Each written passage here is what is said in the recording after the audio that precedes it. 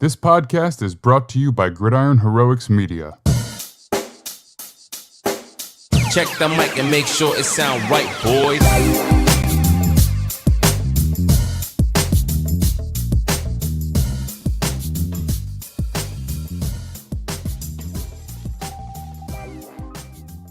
Welcome one and all to the Gridiron Heroics Football Show. I'm Max Dean. You can follow me on Twitter at @TheMaxDean. And with me today for a little off-season preview, we have Nick Merriam, our resident draft analyst. How you doing today, Nick?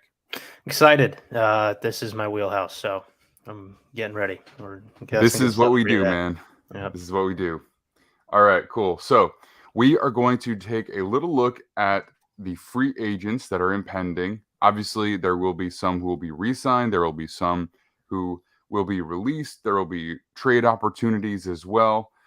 I think that will be a little bit easier to predict as we get closer to the offseason itself. But for now, we're going to look at the free agents who are currently scheduled to be just that. And we are going to do a mock draft courtesy of Nick. This is, I believe, your first of the season. And we're going to do the top 18 picks. And we're going to be using a heavy dose of screen sharing because overthecap.com has more information than I could ever hope to put into any kind of slideshow for this.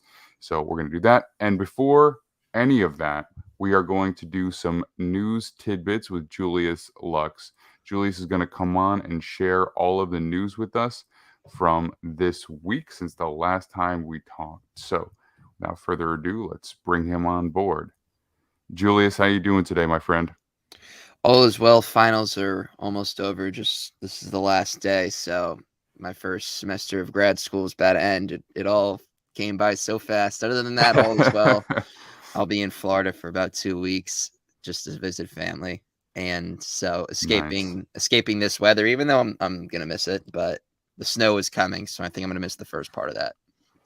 For sure. So is the beard, is that from the cold weather, or is that just because you've had finals and you're like, screw it, I'm not shaving? Yeah, exactly. I've been too busy, and by the time I'm done, I'm just too lazy, and I'm just gonna wait till right before my flight back home. So nice. Well, it suits you, man. It suits you. Thank You should you. consider keeping it. I mean, if you can manage it in the Florida heat. That'll be tough, but I'll definitely keep it in mind. All right, Nick, you're back from Florida, man. Everybody's going to Florida. But you know what? I can't complain. The weather has been like low 70s the past few days here. So, you know what? I should just shut up and take what I've got. So, all right. So let's jump into it, Julius. What is the first item that you have for us today? So Los Angeles Rams are not sure if newly claimed quarterback Baker Mayfield will be active for their Thursday matchup against the Raiders. He was let go by Carolina earlier this week, as we all know, and the Rams picked him up earlier, and they are getting to know him, work him out a little bit, but they are unsure if he'll be active because of the recent transaction. Yeah, this is pretty crazy to actually have him play. This is one of those things where I guess you make him an emergency quarterback, possibly. But I know systematically they're similar to what he did in Cleveland. But I mean, I think they're kind of different trees. So the verbiage, I would imagine, has got to be pretty different. Like that's not something you can come in and learn in essentially less than a week or however long it's been. Nick, I mean, what are your thoughts on this? There's going to be some crossover, I think, because they're both like West Coast systems that do deviate from a similar coaching tree, but it's not the same, obviously. But I think the Rams are probably doing this because they never believe they're not done, and they kind of this has been a theme with the McVay Rams is if they can get Mayfield out there and they think they can win some games here, they're going to believe they have a shot. So I don't know what the playoff scenarios look like even if they win out, but they're probably staring at those last few teams in the NFC and going like, all right, if Mayfield is any good, we can be better than these teams. So that's probably their thinking. I mean, the offensive schemes, one was it comes from Shanahan, but farther back, right? Mm-hmm. So Yeah.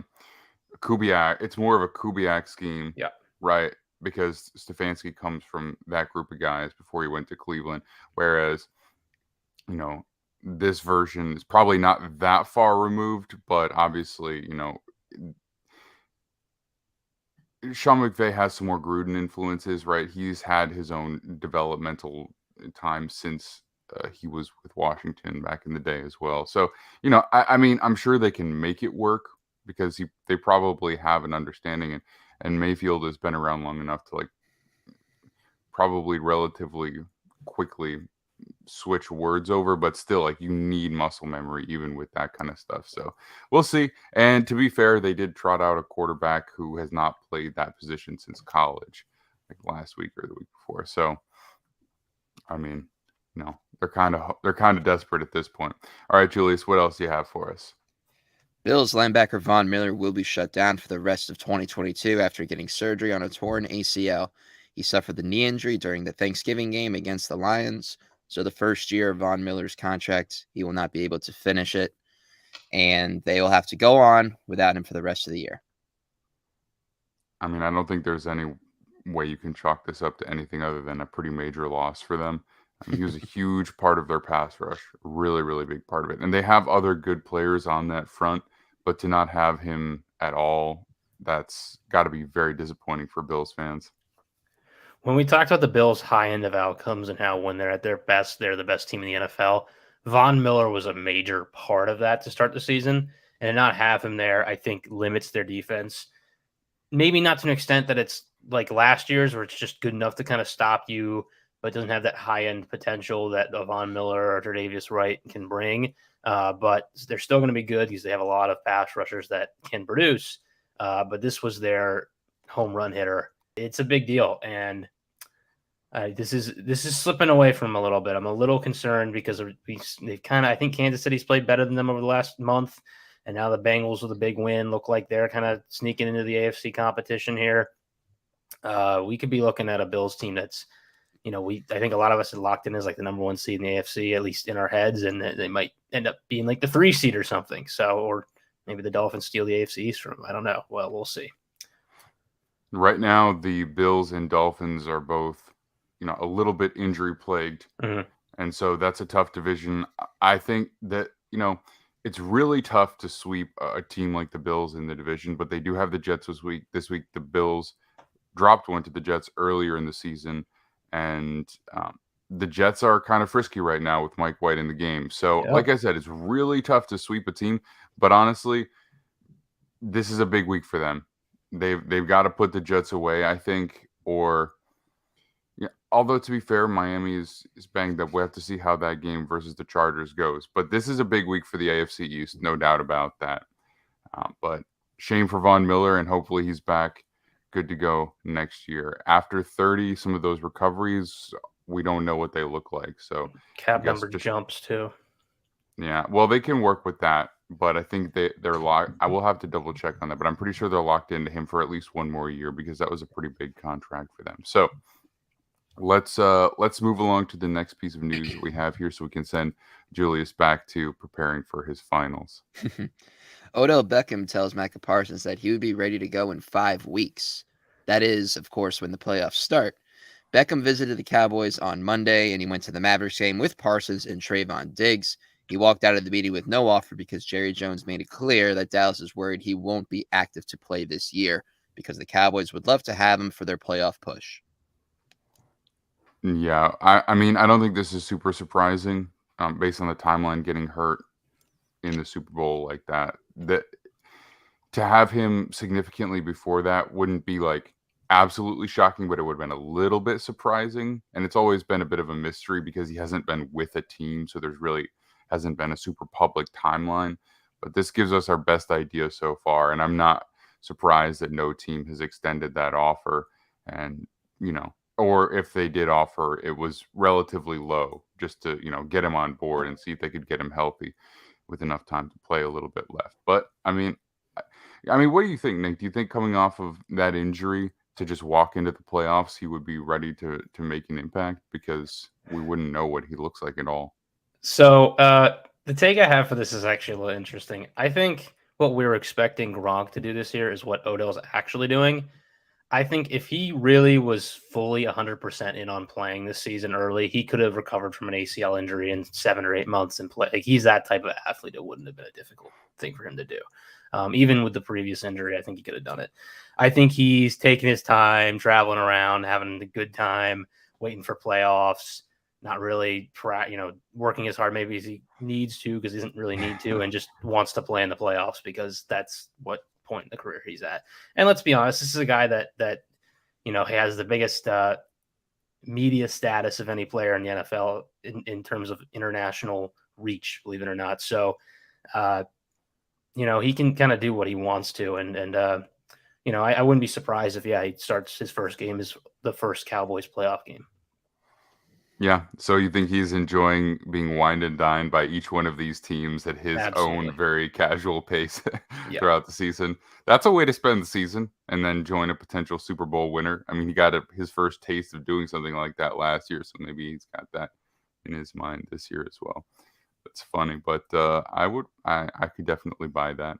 All right, Julius, what else do you have for us? Moving to a different city in Texas, Lovie Smith announces David Mills will return to the starting quarterback position after being benched in favor of Kyle Allen for the past 2 games. This week, the Houston Texans take on the Dallas Cowboys, so we'll see what David Mills has when he returns to the starting lineup. Just another intriguing move from the Houston Texans. Because we all expected Kyle Allen to run away with the job, obviously. And now what a big surprise that we're turning back to the second-year player out of the 3rd round who, I don't know, gives them a chance at a quarterback of the future or something. I don't know. I don't know, Nick. You take this away while I put my hat on here. And this is something that I'm probably going to end up talking about when we do the mock draft because it really kind of messed with my picks a little bit. Is Lovie Smith going to be around this next year? Like, I don't know. I really, they kind of did this thing last year with the coach whose name escapes me, where he came in and he coached a year. He didn't do a terrible job, but just like the Texans were clearly in tank mode. And because of that, they didn't win a whole lot of games and it didn't really matter what the coach did. They fired him. I wonder if we're kind of seeing something similar here with Lovie Smith, where he's just a placeholder and whoever's in terms of management in charge here is just kind of telling him to do what he can to get this team to develop young players and still lose games so they can get high draft picks. And the tell for me at this point still is that Derek Stingley is really a draft pick that does not fit his defensive scheme that he's been, known for in his time in the NFL. Like Lovie Smith is the Tampa 2 guy, like outside of John Gruden, like in Tony Dungy, like that is what he runs and still runs today, even if it's not really in today's NFL vogue. So there have been some moves here that make it seem like he might not be around for more than a year and he's just a placeholder. And this kind of back and forth quarterback thing is I don't know that it continues to nail it home, but it's just weird. Like you're trying to lose games but also if you're going to develop Davis Mills, you'd want him to play all the games. Maybe they just wanted to see what Kyle Allen has. Very weird. Look, this team is picking number 1. I think we know that, and they're getting ready for Bryce Young. It doesn't really matter who they're starting at quarterback.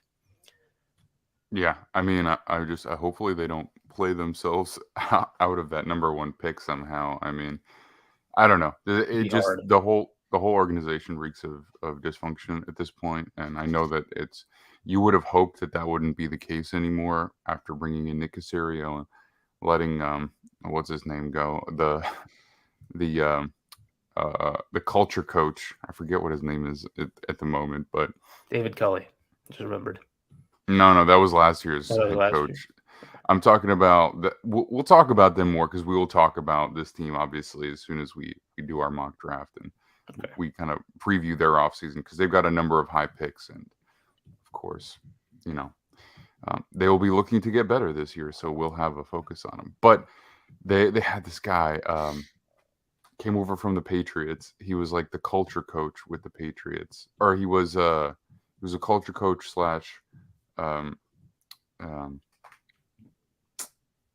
team chaplain. Oh, Easterby. He was the president. Easterby. He was the president of operations. Yeah, he was eventually, but we can talk about that more later as well. But now that he's gone and you bring in Nick Caserio, you would have hoped some of that stuff has changed. You're on your second head coach in the past 2 years, but I just don't have the feeling that anything is really significantly better there personally. But All right, Julius, who are our players of the week this week? Absolutely. So, of course, as we wrap up our news, this is our last segment we always cover. Players of the week for the AFC offense, we got Cincinnati quarterback Joe Burrow completing 25 of 31 attempts for 286 yards, a pair of touchdowns, and no interceptions. And to make it a little more fun, he does own the Kansas City Chiefs in the moment, so he improves his record against them. NFC offense, Jalen Hurts, 4 total touchdowns in their win against the Titans on Sunday, connecting 29 of 39 passes for 380 yards, 3 touchdowns. On the ground, he racked his 9th touchdown of the year, rushing-wise. AFC defense, Chandler Jones, 3 sacks, 6 tackles, 2 tackles for loss, and a pass breakup. NFC defense, Nick Bosa, 3 sacks, 2 tackles for loss, and a forced fumble. And for the special teams, Donovan Peoples-Jones in the AFC, 76-yard punt return that helped them win against the Houston Texans. And the NFC, we got Mike Badgley, responsible for 16 of the Lions' points in their 40-14 win against the Jaguars, converting all 4 extra points and field goals. Pretty good day from him. Yeah, not bad for a kicker for sure. Yeah, I mean, it was. I think you could probably pick a number of players offensively, but Joe Burrow, I guess, takes it going up to Kansas City Chiefs and outdoing Patrick Mahomes there. Jalen Hurts obviously had another nice week as well. I don't think either of those stand out to me that much. But did you have? Because we did not recap this game on our Monday session.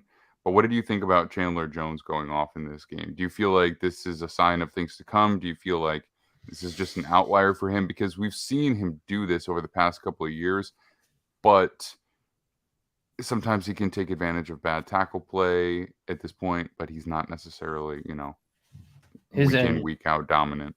His NGS numbers have slowed down, I think. So he's getting up there, and I wouldn't be surprised if they move on and look for another edge player next year, just because they are, paying him a good amount. And just he hasn't really been worth what they gave him. And Max Crosby's playing so well that they really probably want to chase the upside edge.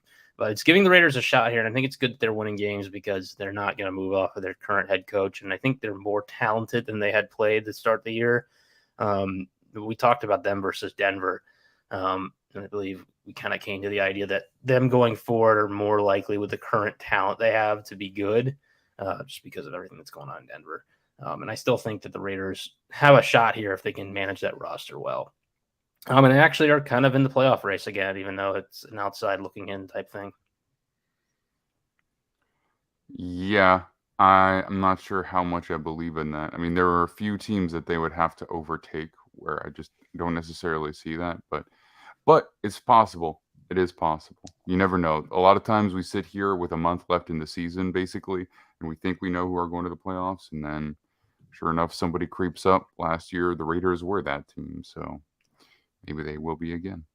And they got the Rams this week, who they should be able to beat, and then they got a big game against the Patriots that will actually matter for playoffs because the Patriots are in that race as well. So we'll see. We shall see. All right, Julius, thank you so much for joining us today. Best of luck as you close things out. Enjoy your winter break and all of your holidays. Let everybody know where they can find you, man.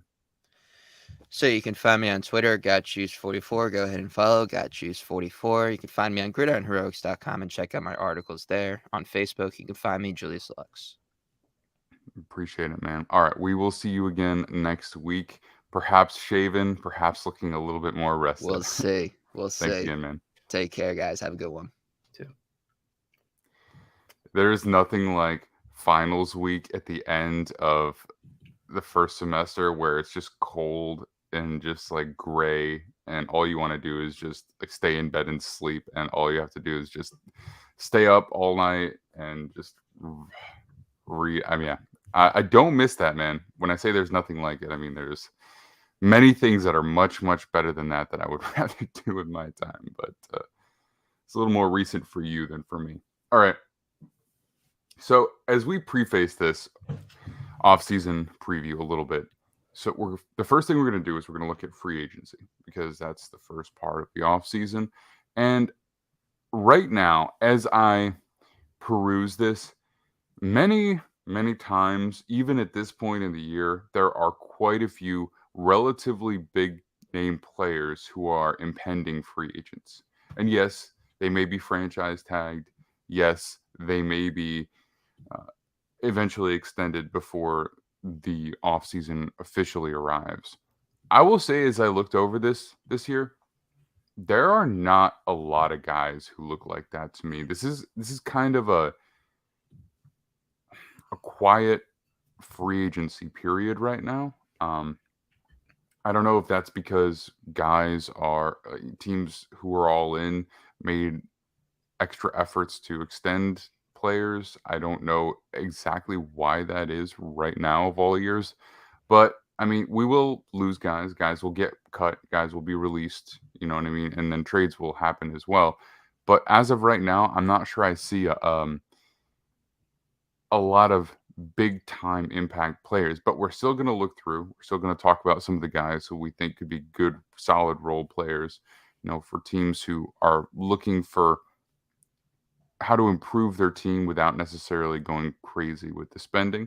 And then, who are those guys who would be good fits for those middle tier contracts where you can value quantity over quality a little bit. So that'll be the first thing. And then when we look at the mock draft, I'm not sure how to present that because I just pulled up PFF's mock draft simulator because that's usually the easiest way to do that. And I'm not sure. I think their draft order is still randomized based on like probability versus official. So I need to see if there's an easy way to adjust that just for a visual aid. But we'll get there when we get there. So the first thing that we can pull up here are free agents. And is there anything else that you wanted to preface this segment with? Yeah, I mean, to answer your earlier point about the free agents not having like big names out there, I think teams are just making a concerted effort to get decisions on these guys early. I think you're seeing a lot of players getting signed before last year, their rookie deals, if they're good enough to come back. And I think you're seeing players get traded, and then extended. So there's going to be less big names in free agency. And I think it's why the past couple of free agencies, when we've seen these big deals, we've kind of been like, I don't know if I would have done that, because it tends to be teams who are more desperate and haven't had those player types and are just trying to fill spots and find star players that are leaving for one reason or another. Agreed. All right. So let me pull up over here our first position group, which is going to be quarterback. All right. So how does that look? Is it big enough? Should I go full screen? Go full screen. All the only thing I really having trouble seeing is the team names, but only because the colors are a little. Well, no, I can read it. We're good. All right. Courtesy of overthecap.com, who is my go-to website for anything cap related. Pretty much, they're almost what I use exclusively. I do think that occasionally Spotrac has a little bit of information that I just don't find, but I want to give Over the Cap by far and large the majority of the credit because I use them a lot. I appreciate them. And I listen to Jason Fitzgerald's podcast pretty much weekly. Pick up a lot of information there. So as of right now, Tom Brady is obviously the big one. He is scheduled to be a free agent via void. So his contract will void and he'll be available for signing. I mean, before we go any farther, we have to address him. Do you think there's really any chance that he signs with somebody after this year? I mean, do you think that he wants to extend his career, or do you think that the season has been brutal enough that he just wants to call it quits, or do you think that this has made him not want to go out like this and then he'll be searching for a better roster to go be a part of for one more season? I definitely think he's going to be back in the NFL in some form and probably playing. I don't know if it's going to be Tampa. I think that there's been a bit of a fallout this year based on the way things have gone. There have been a lot of teams being thrown around. I think, the Miami thing's probably dead at this point. But people have Mike Renner's thrown the Jets out there as a name, which I wouldn't be shocked just based on the way Brady has operated this past offseason. And I think the Raiders also with Josh McDaniels are an interesting name as well. But he could go wherever he wants, really. And he might just decide to stay in Tampa or he might retire. I think he's like the biggest wild card this offseason because wherever he ends up, I think makes that team a contender. Well, I mean, he's already signed a monster contract Mhm. as a game caller, as a color analyst. Yeah, So and I don't, I don't think it's gonna happen. I really, because I think Greg Olson has done so well for Fox that I just have I don't think they're gonna want to move off of him, and I think Brady did that to try and placate his marriage. Quite frankly, like I think he's gonna be playing. I feel confident about that. okay, well, I mean, first of all, I will say that Fox, they don't really have a choice. They signed a deal. I mean, Yeah. so basically, if he wants to do it, it's happening. But depending on what he wants, I do hear you on that. That it is certainly possible that he wants to come back and play and have a sharper close to his career. Don't even get me started on the Jets. I don't even want to think about that because it sounds so enticing when you say it like that because the fit probably would be good, but it just that seems simultaneous like it would never happen. It would never happen. I mean, because they're still going to be committed to their young quarterback in some way, shape, or form, and I don't know. It, I don't know if I would even want it, just because it's like, what are you chasing there? I mean, what? How old will he be at that point? He's 46 now. I don't know. I don't know. Yeah, I'm not going to walk down that road right this very minute. But I'm sure somebody would take him. Somebody would absolutely sign him if he decided that he wanted to come back. So that's probably the single biggest name out of any free agent that's currently on the market. The rest of the guys here are not ranked in any particular way outside of what their current APY is. So that is why Baker Mayfield is currently significantly ahead of other guys who are, proven to be a bit better, whether it be Taylor Heineke or Lamar Jackson as we go down the list. Jackson, I think we got to talk about him. At this point, can we expect anything else besides him just going back to Baltimore?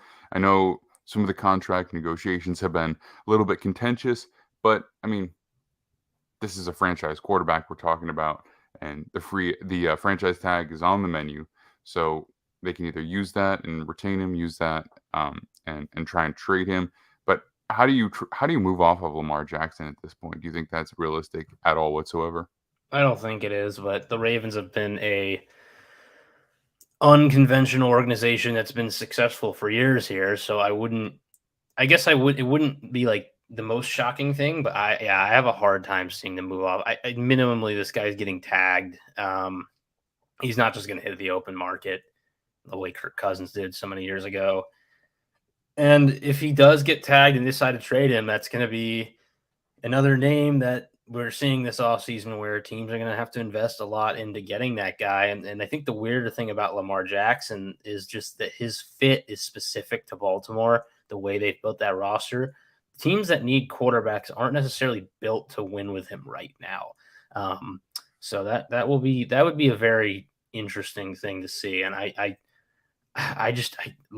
can't imagine not paying the guy because he's been injured these past couple of years. That was a problem now. And he's injured again now. And I don't know. I never know what the Ravens are thinking because they will sometimes do the kind of shocking, but also sometimes smart thing where like, let's say they get a bunch of picks from Lamar and they can draft a quarterback this year. Is that a bad thing for them? I mean, they reset the quarterback contract. You got some talent. Like, you're still well coached. I don't know. But I think it would be very unpopular with that fan base is the other thing that you have to factor in here. Well, I understand financially how the argument is there for a guy like that, but how do you bank on the idea that you are going to find another quarterback in the draft? I mean, yes, they are a well-run organization, but to come off of Joe Flacco and then immediately hit on Lamar Jackson, I mean, just from a pure probability standpoint, coming off and getting another guy who will perform at a high level is pretty low. You know what I mean? So you got to be really confident with somebody else that you have on your roster at the very least, because you don't know who's going to be available in the draft. You don't know. You don't know how ready they'll be, even if you do like them as a prospect. So You need somebody. You need somebody on the roster to help you continue to compete because they are a good team overall. But I think realistically, uh, most likely outcome is for him to be back again. Like you said, a team would have to know pretty far in advance that that's a move they're making because they would need to start building their roster to accentuate what he does and become that kind of offense. So I don't even know what team that would be. You know what I mean? It's easy Well, to speculate, but I think that the Giants are kind of there right now. As much as I hate to say it, like they could take them on and run that offense, and they have some personnel from the Ravens coaching staff. They could make that happen. That's like the one name off the top of my head that could do it. It'd be difficult otherwise, I think. yeah, that's fair. That's fair. But also, they're a team that is where they are, not Mhm. exclusively because of quarterback play. So for them to make a huge move like that, they would be robbing themselves of some necessary assets, I think. So I hear you on that, but I'm not sure that they're quite at the point in their roster rebuild where that would be a wise decision. So Yeah, I don't either. some of these other quarterbacks here that would be notable additions as either bridge quarterbacks or, you know, potential backups who could compete. I mean, Baker Mayfield, we'll see what he does. I think at this point, the contract that he signed with them, I need to take a look at that. There may not even be info on that yet. Let's take a look. 2022. Yeah. I think that's just because it shows the entirety of his 5th-year option here. That's why we have this number here. But I think that just needs to be updated. But Baker Mayfield, Sam Darnold, um, Mason Rudolph, these guys are all at best guys that you sign to compete maybe with a young guy in camp, or if you just don't know who your person is. Jimmy Garoppolo we've got, who could be a bridge quarterback for you. um, Daniel Jones has probably played well enough this year that you could talk yourself into him being a bridge quarterback. Geno Smith, I mean, there's no chance that he moves on from Seattle at this point. I think um, it's mutual. Like I think he would be. I think it's in his best interest to stay in Seattle probably at this point. Yeah, and I wouldn't recommend trying to go a whole season with Andy Dalton, No. but you could definitely have him on the roster as either like your official vet backup or as a guy who pushes a drafted quarterback. Um, I think Taylor Heineke, you got to bring him back in Washington no matter what you do, right? I think you got to have him on your roster whether you try and draft a quarterback, no matter what happens. I think it would be a mistake to move on from him because he is at least some level of known quantity. And I think Mike White is the exact same kind of guy where you don't necessarily know what his role would be with the team going forward. Maybe even there's more up in the air with that than Taylor Heineke, but still, I think you want to have him on your roster going forward, no matter who you expect your 2023 starter to be. So those are some of the guys that actually have any real impact on what the quarterback market might look like this offseason. Well, and I think you're missing one name, and that's Jacoby Brissett, who has actually played really well this year. And I think as a Washington fan, like considering the roster, like where it's at this point, if you're just trying to find a quarterback option that's not going to cost you a whole lot and a guy who can play well, I don't feel bad as Jacoby Brissett as my starter next year. And I think Cleveland is going to start hearing it from the fans if we see Deshaun Watson continue to play the way he did this Sunday. Because Brissett really was not the problem in Cleveland so far this year. It's been really injuries up front and then the defense underperforming. He has been solid. He's had some games that were, not great, but he's also had some games where he has been the reason they've won against better teams. So he's an interesting one who I think in the right offense can perform well for you. And he's got potentially that career development of Geno Smith, where if he lands in the right spot, he's gotten better since he's been in the NFL gradually. Who knows? He could end up being a pretty solid quarterback.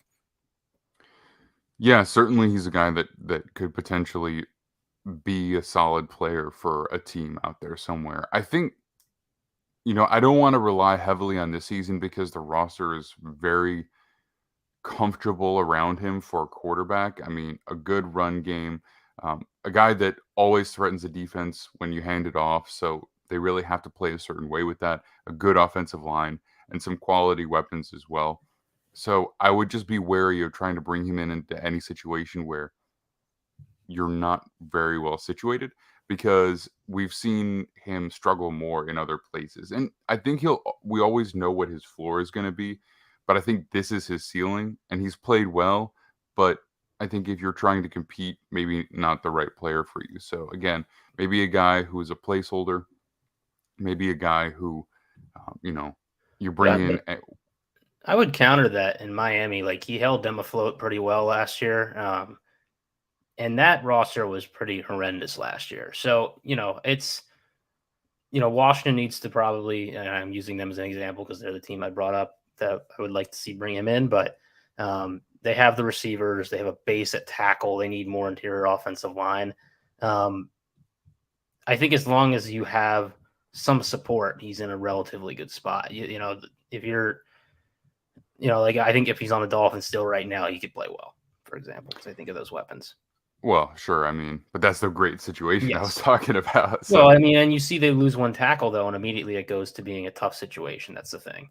It's a little more insulated in other places, and I think Cleveland's one of those teams, and I think, Washington's one of those teams. There's probably others, but we probably thought that either New Orleans was, but they're not. The Jets are probably one of those teams, honestly, but I don't think they're going to be looking for him at all. At this point, I'm not sure how much of a difference there would be between Mike White and Brissett, but for them, yeah, I agree. For them. But maybe he's a guy who's on the Geno Smith trajectory where he just gets better as his career progresses. You know what I mean? He doesn't hit his peak when he's in year 3. Like, we try to force these guys into these boxes. And I think sometimes from a planning perspective, you just have to operate that way, where if he hasn't shown it by year 3, you kind of move on, but not everybody does that. So maybe Jacoby's that guy who can become a franchise quarterback later in his career. So, I mean, is he around the same age as Geno Smith? Let me see. Where's Geno Smith? He's a little younger, I think. Maybe not. Maybe he is around the same age. Geno's 33 and Jacoby's 31. So not too far off. So ESPN might have it wrong because ESPN says he's 29. Who? Jacoby. Oh, really? I mean, I'm looking here at Over the Cap, but he's second contract age beyond. He's not in his 30s.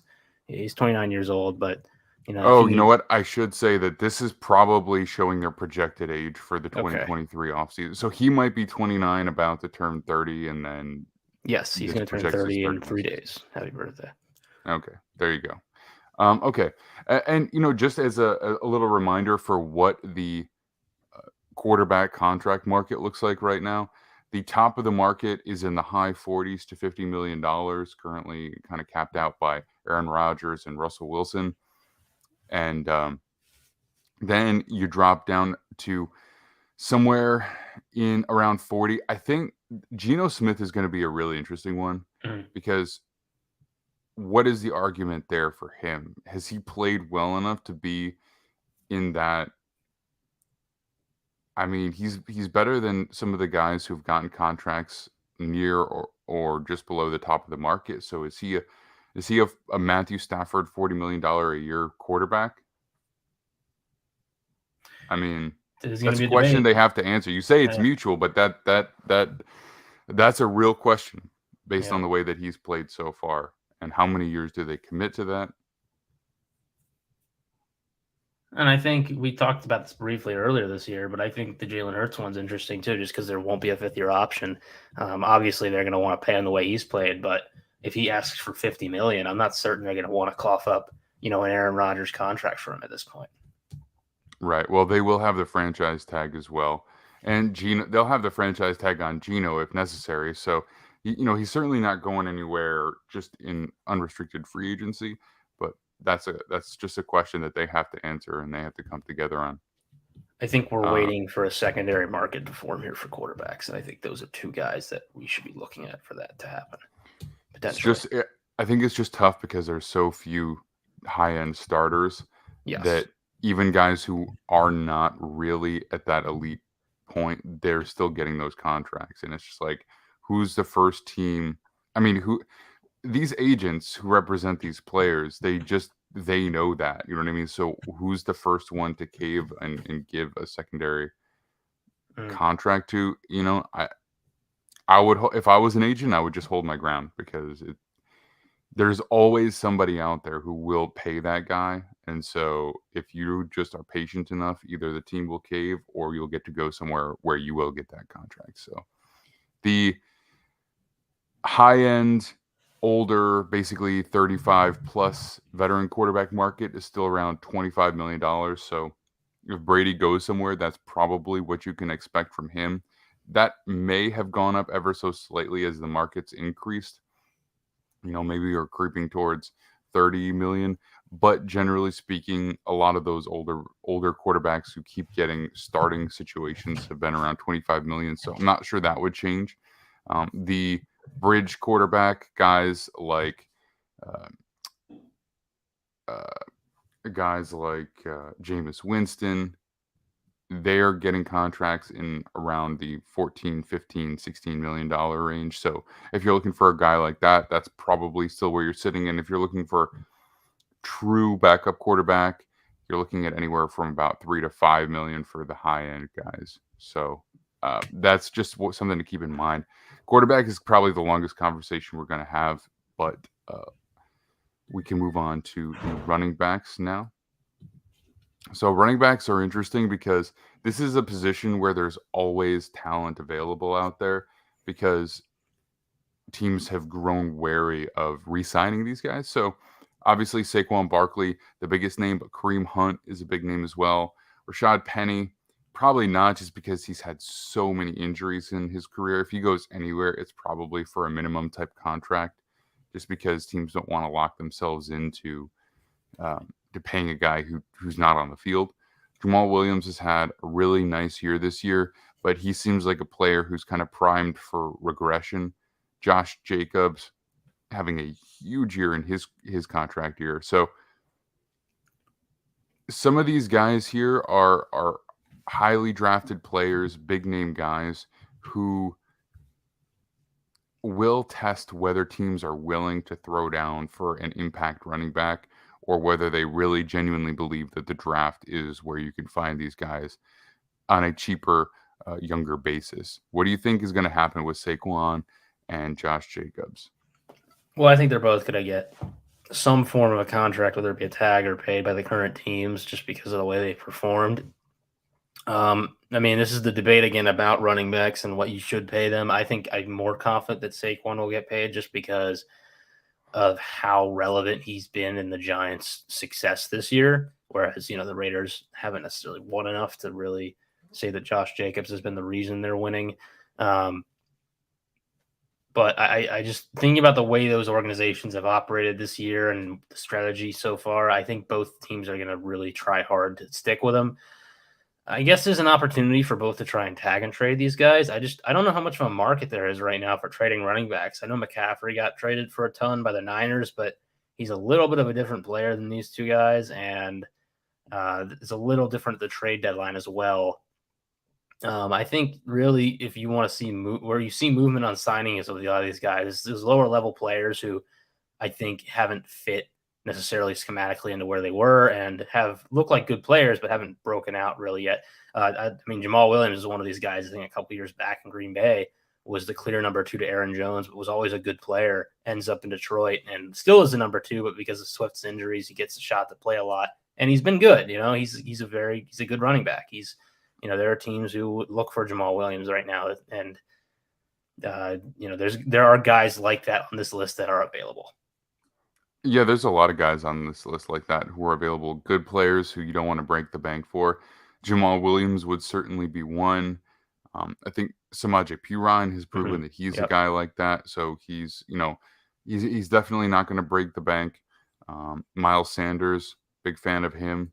Different kind of player, more explosive, but he's a guy you can bring in to continue to be, you know, a consistent contributor. Jeff Wilson, who the Miami Dolphins just traded for. He's playing really well for them. So he's a guy that you can bring in to do some damage. There's a lot of guys here who can do something. Yeah, and Um, I'll just say like there's a lot of guys who I really believe. I mean, Tony Pollard's on this list, and I think that Dallas probably should try and retain him. He might not cost a whole lot, but if he's free, I think a lot of teams will be trying to pounce on him. James Robinson's been a good player, and although he got traded, like he just hasn't maybe fit in perfectly with where the Jets are currently, but he's good. The two names that really pop out to me right now are Devin Singletary, who I've been a huge fan of, and I just think the way the Bills have operated at the running back position, where they've kind of used a committee and he's been kind of the they kind of haven't figured out who the pass catching back is between him and Zach Evans. I think depending on where he ends up, Zach Moss, you mean? Zach Moss, right? Yeah, Zach Evans is a guy this year in the draft from Ole Miss, actually. He, depending on where he ends up, could be a very impactful player. And then the other guy who has just not had an opportunity, but has looked great in limited opportunities, is Ernest Johnson over in Cleveland, who's a little Mm-hmm. higher on the list. He has really been awesome at the chances he's gotten. He just hasn't been a starter because he's behind two great running backs. And like that's a guy that could end up being a 1,000-yard rusher if he ends up in the right situation. Yep, I agree. You also have David Montgomery here from the Bears, a guy you can bring in to play snaps for you. Alexander Madison has been good for the Vikings behind Dalvin Cook as well. Been really nice accentuating piece. Damian Harris, another guy. A lot of these guys who are closing out their rookie deals can come in and do something for you. Mhm. And as far as Saquon Barkley and Josh Jacobs go, Over the Cap currently has the projected running back franchise tag at only about $12.6 million. So it's like that is a very justifiable amount to spend without long-term commitment on one of these guys. So, again, I don't expect either of them to go anywhere on the open market. I think it's too easy to franchise tag them for a very comfortable number. And then you can talk about doing a deal. You can talk about, even doing a second franchise tag if you really want to do it. It's a position where the player has very little leverage. Mhm. So I think of those two big names, you're not going to see any movement, but we just previewed a whole bunch of guys who can come in and help your team as a second or potentially even third running back, or if you really need it, even your lead back if necessary. Although I think I don't think lead any of backs those are in the guys. draft if you really want one. Yeah, but also I think if you get one of those guys and then you draft somebody in the third round this year, there's a lot of running backs in this draft. You could potentially have a top backfield next year. It's just that's the nature of the position. It's how good is your O line right now? And I look at the Raiders and the Giants, who have kind of got guys who have played well despite their offensive lines. That's a little bit of a different situation. But if you're a team like Cleveland and Kareem Hunt's going and Ernest Johnson's going, there's a lot of options to find at number 2. I agree. All right, let's move on to wide receiver. A little bit of a bigger price point for them. The wide receiver market, that is an interesting conversation because these guys have become quite impactful, but I don't think the league fully agrees on exactly what these guys should be paid. Mhm. This is something I wanted to talk about. So I briefly touched on this last week, and that is that receivers who achieve top 10 type of contracts are not really exclusively found in the first round. And generally speaking, when you have players who can be found with that kind of impact in the first, second, even third round, it lowers their value a little bit in the marketplace because teams are more willing to go back to the draft well with a confidence that they can find an impact player. This year was a little weird, and I think that's one of the reasons that so many teams expressed like this surprise, if you followed along, about how the wide receiver market exploded. Because I think that teams always felt like receiver was going to be a little bit behind some of these other positions like edge, like even interior defensive line for quite a while. They were behind interior defensive line, and I know people don't think that, but for those interior pass rushers, they get paid quite a bit, and they boost the top of the market up. Um, they were behind tackles, so those some of those truly premier positions, they got paid more than receivers, and I think that's exactly why. And if you look at these guys who are currently paid a ton of money, a lot of them were not drafted in the first round. I mean, Terry McLaurin, Well, and I AJ think Brown. there's a historical note here, whereas that draft in particular, we still hadn't valued the position well. And so you saw a lot of guys that I think, especially in the analytics community, were called first round types and they didn't get taken. And you still had the Patriots taking a guy like N'Keal Harry, who did not separate, was not a player that, we've really changed the way we scout this position in the last 3 years, even in my opinion. So I don't think DK Metcalf goes 64th if that guy is in the draft today. I think he probably goes top 20, but that's another discussion. But that draft in particular, I think, is the starting point for what we're seeing now. Okay, well, I mean, I that's fair.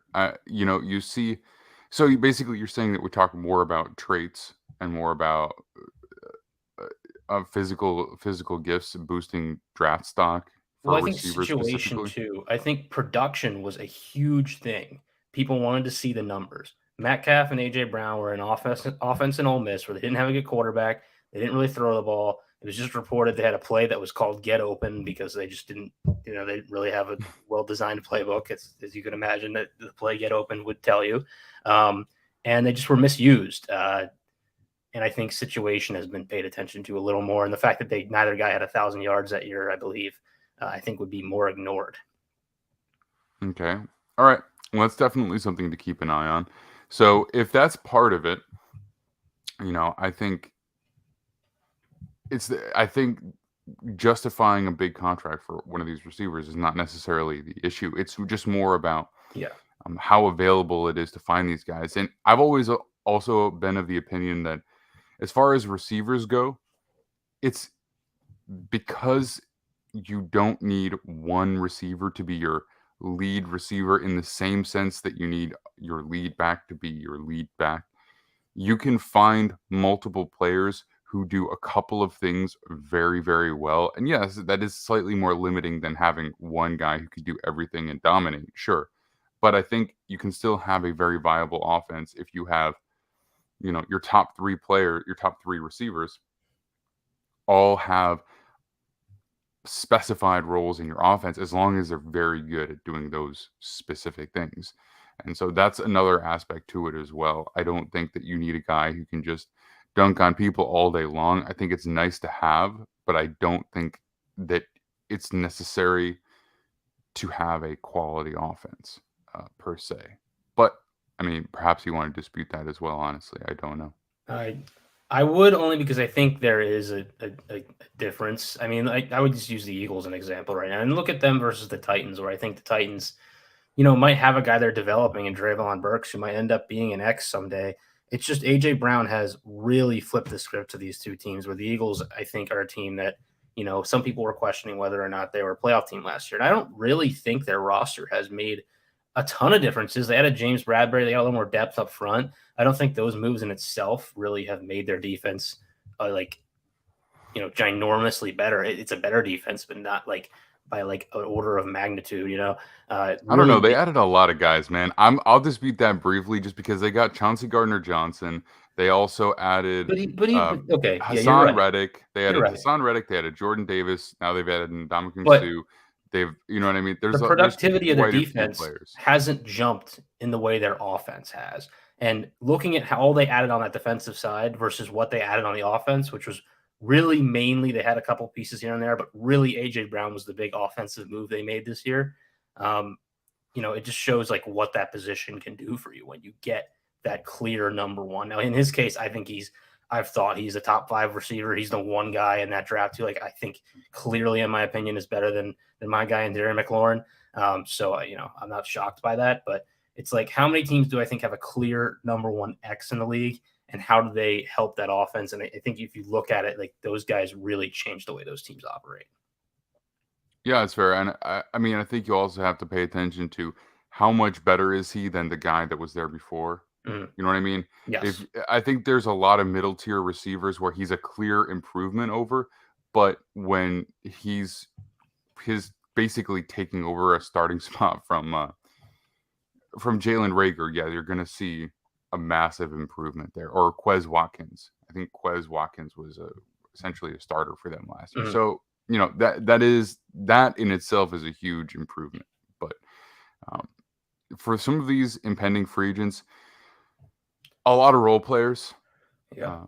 Nelson Aguilar, definitely an overpay, but he can still probably be a depth piece for somebody. DJ Chark, he's a guy who could come in and I don't necessarily know if you want him starting at this point, but he could probably be a number 2. Marvin Jones, same thing. If you need a number 2 while you're developing a guy, I think Julio Jones is probably a guy that you just, I think at this point I would just, if I were a team looking for a receiver, I'd look elsewhere. Um, Byron Pringle, kind of unbelievable that he's like the 5th highest paid guy on this free agency list right now. Jacoby Myers is a guy that I don't think you would think the Patriots would want back. He's been a really nice player for them, Mhm. but they always move on from guys who you think that they would want back. So we'll see. Alan Lazard, I don't know if he comes out of Green Bay. They have a tough cap situation, but it's like they just keep letting receivers walk and walk and walk. So I don't know if they continue that trend or they try and placate Aaron Rodgers with one guy who he has some multi-year rapport with. Juju Smith-Schuster, he's a nice player who you could bring in. Again, role player. None of these guys are big time.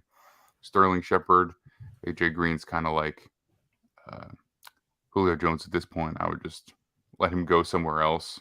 And if not, then, you can bring him in training camp if you get somebody hurt or something. A lot of these other guys are older or not necessarily the kind of impact that I'd be, really interested in previewing right now. I think DeAndre Carter is an interesting guy. Demarcus Robinson is an interesting guy. A lot of these players are just at best 4th or 5th type receivers who, Mhm. at that point maybe take a flyer on for a guy later in the draft. But I don't know anybody else Juwan Jennings has had a nice season and overall kind of a nice career, but he's a restricted free agent, so he's probably not coming out of the 49ers, to be honest. Well, and I think what you're seeing here when we go through this is why I think this position has become, and it's really that you're going to have all of these 3 wide receiver sets now, and sometimes 4. There's a limited number of X guys who I think are not situation dependent. You can put an X number 1 guy anywhere and they'll play well. There's more number 2s or, guys that you feel good about if they have a little bit of support. Like I think of a Devontae Smith as a guy like, who, if you put him on, I don't know who's a bad team right now, like the Rams right now. I don't know that Devontae Smith is going to be producing a whole lot. He's a very, very good player, but I think he's, helped by the fact that AJ Brown's number 1 there and the Eagles have, a good O-line and all this other stuff. Where there's a lack right now, other than hard to find those X guys, is I think there aren't many number 3s. Like there aren't any like clear slots where you're like, well, that's like a really good slot receiver that you feel great about. You wouldn't break the bank for him, but he's a good player. There's not many Julian Edelmans in the league right now. And so what you're doing is you're looking at this list and you're trying to think about how these kind of 4 or 5 guys could possibly fit as a 3 in your offense. And I think this is like going to be a huge scouting project for a lot of teams in coming off seasons. Is like, who do you like on this list for your offense? And do you think there's something there? And I look at this list, like the Raiders, like Matt Collins has shown some nice things this year. And they might keep him around because he's kind of been a good 3, but let's say they don't. There are teams that are going to look at Matt Collins and be like, he's a 5 to us. Like, and there's other teams that are going to look at him and think we want kind of a big slot or a guy who can go outside and just catch downfield possession balls. That's what we need. He's a number 3 for us. And that's difficult, but you see teams hit on these type of players where they will give you a year or 2 of production and then they'll kind of disappear again because that was where they fit. you skipped over Deontay Hardy, who changed his name. He was Deontay Harris, a guy who I've been interested for years, and the Saints kept bringing him back because they've been trying to make him work out. Has like explosive after the catch ability. He's small. I believe he might be 5'6", 160 pounds or something. But in the right offense, I think that's a guy that could be a home run threat. But it just depends on the landing spot.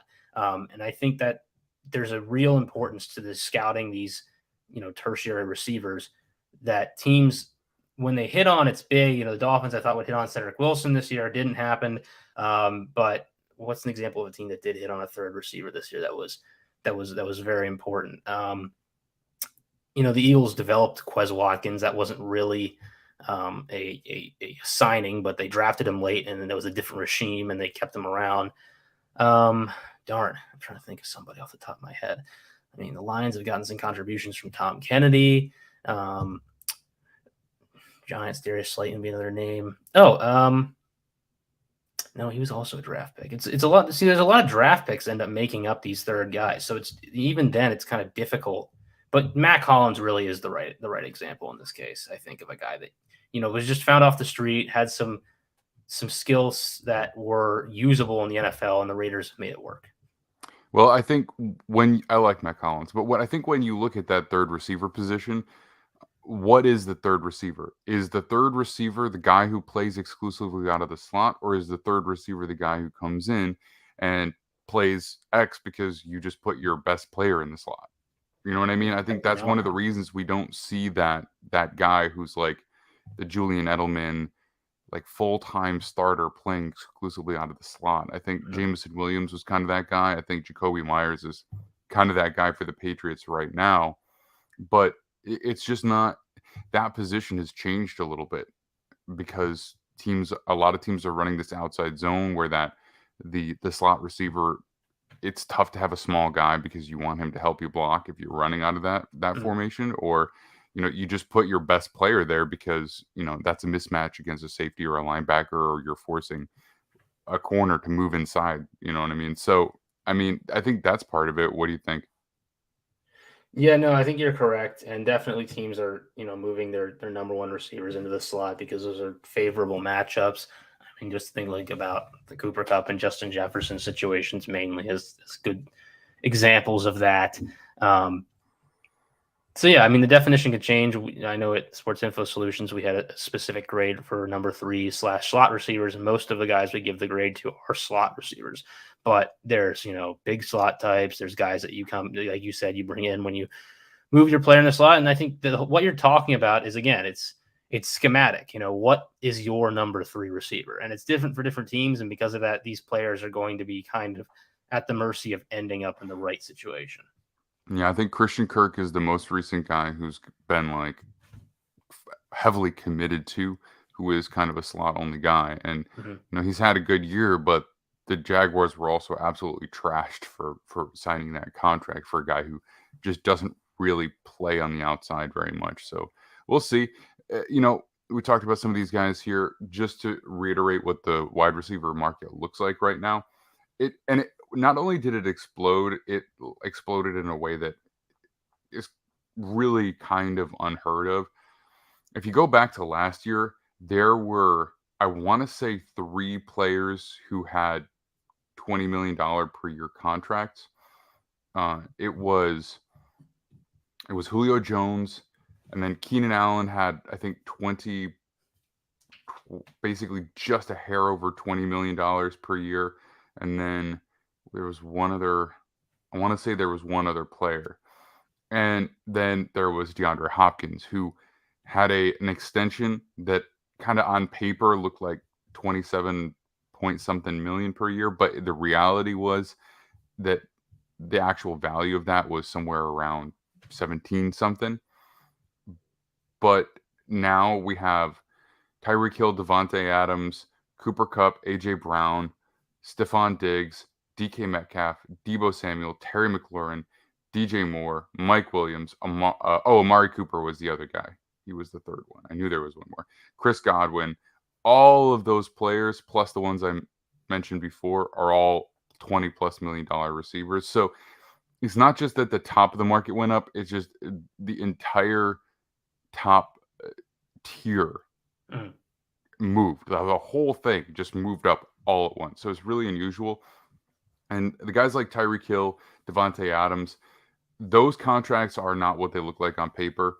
It's kind of funny that the receiver position, who famously is the diva position more than any other, also has these diva contracts where they are literally written to look bigger if you look at it from a per year basis. But Tyreek Hill, he's not a $30 million a year receiver. He's about 25. Devontae Adams is not 28. He's closer to something like 20, 24. I think if it was, I have to look and see what the numbers were. And then Cooper Kupp, he's probably the only one. He's probably the only one who actually has. He might be technically the highest paid receiver in the NFL from like an actual number standpoint, even though he ranks fourth, I think, because he didn't actually take. He didn't actually go for one of these diva receivers as well. AJ Brown at 25, so he's probably tied for second place with Tyreek Hill. So the real top of the market would be Cooper Kupp, Tyreek Hill, and AJ Brown. And then Stephon Diggs is at 24 as well. So just to throw that out there. Oh, and DK Metcalf. But all these guys moved up kind of in sync. So if at the top of the market, that's what you're looking at. There's a secondary receiver market, which is anywhere from about $13 to $18 million per year right now. But a lot of the guys who sign those contracts are ultimately overpaid. I think when you look at some of the numbers, it's hard to justify those contracts versus the guys who are getting a few million more in the 20s. So I would always be wary of that market. But anything else about receivers before we move on to tight end? Yeah, this is kind of breaking news. Noah just let us know that Desmond Ridder has been announced as the starter for the Falcons. Finally. Yeah, that was overdue and probably should have happened a month ago when they were still really in the playoff race, in my opinion. But here we are. All right. Well, we'll talk about that again when we do our mock draft here. But let's chug along and hit the tight end free agents here. So tight end is an interesting position because you can actually find an impact player in free agency. And no, he's probably not going to be as good as your super elites, but this can be a legitimate starting player for you if you are a team that has the space and assets to bring in one of these guys. If you don't need a big time. Sorry, go ahead. Sorry, I thought you were pausing for a second. My bad. I was just gonna say that I think it's kind of the same thing with the running backs here. This is a really good tight ends draft, so it's going to impact how much guys get paid. Yeah, that's true. That is actually correct as well. But then it's one of those things where even though it's a good tight end draft, how confident are you that you are going to bring in one of those top tight ends? You know what I mean? If you have a good edge player or a very good tight end prospect on the board, where are you allocating your resources there? So these guys will all probably still go somewhere, and teams will draft tight end because it's hard to count on one of those guys being available or the one you like being available. But it's true that the lack in the draft or a perceived lack in the draft definitely helps spike certain positional values in free agency. There's no doubt about that. All right.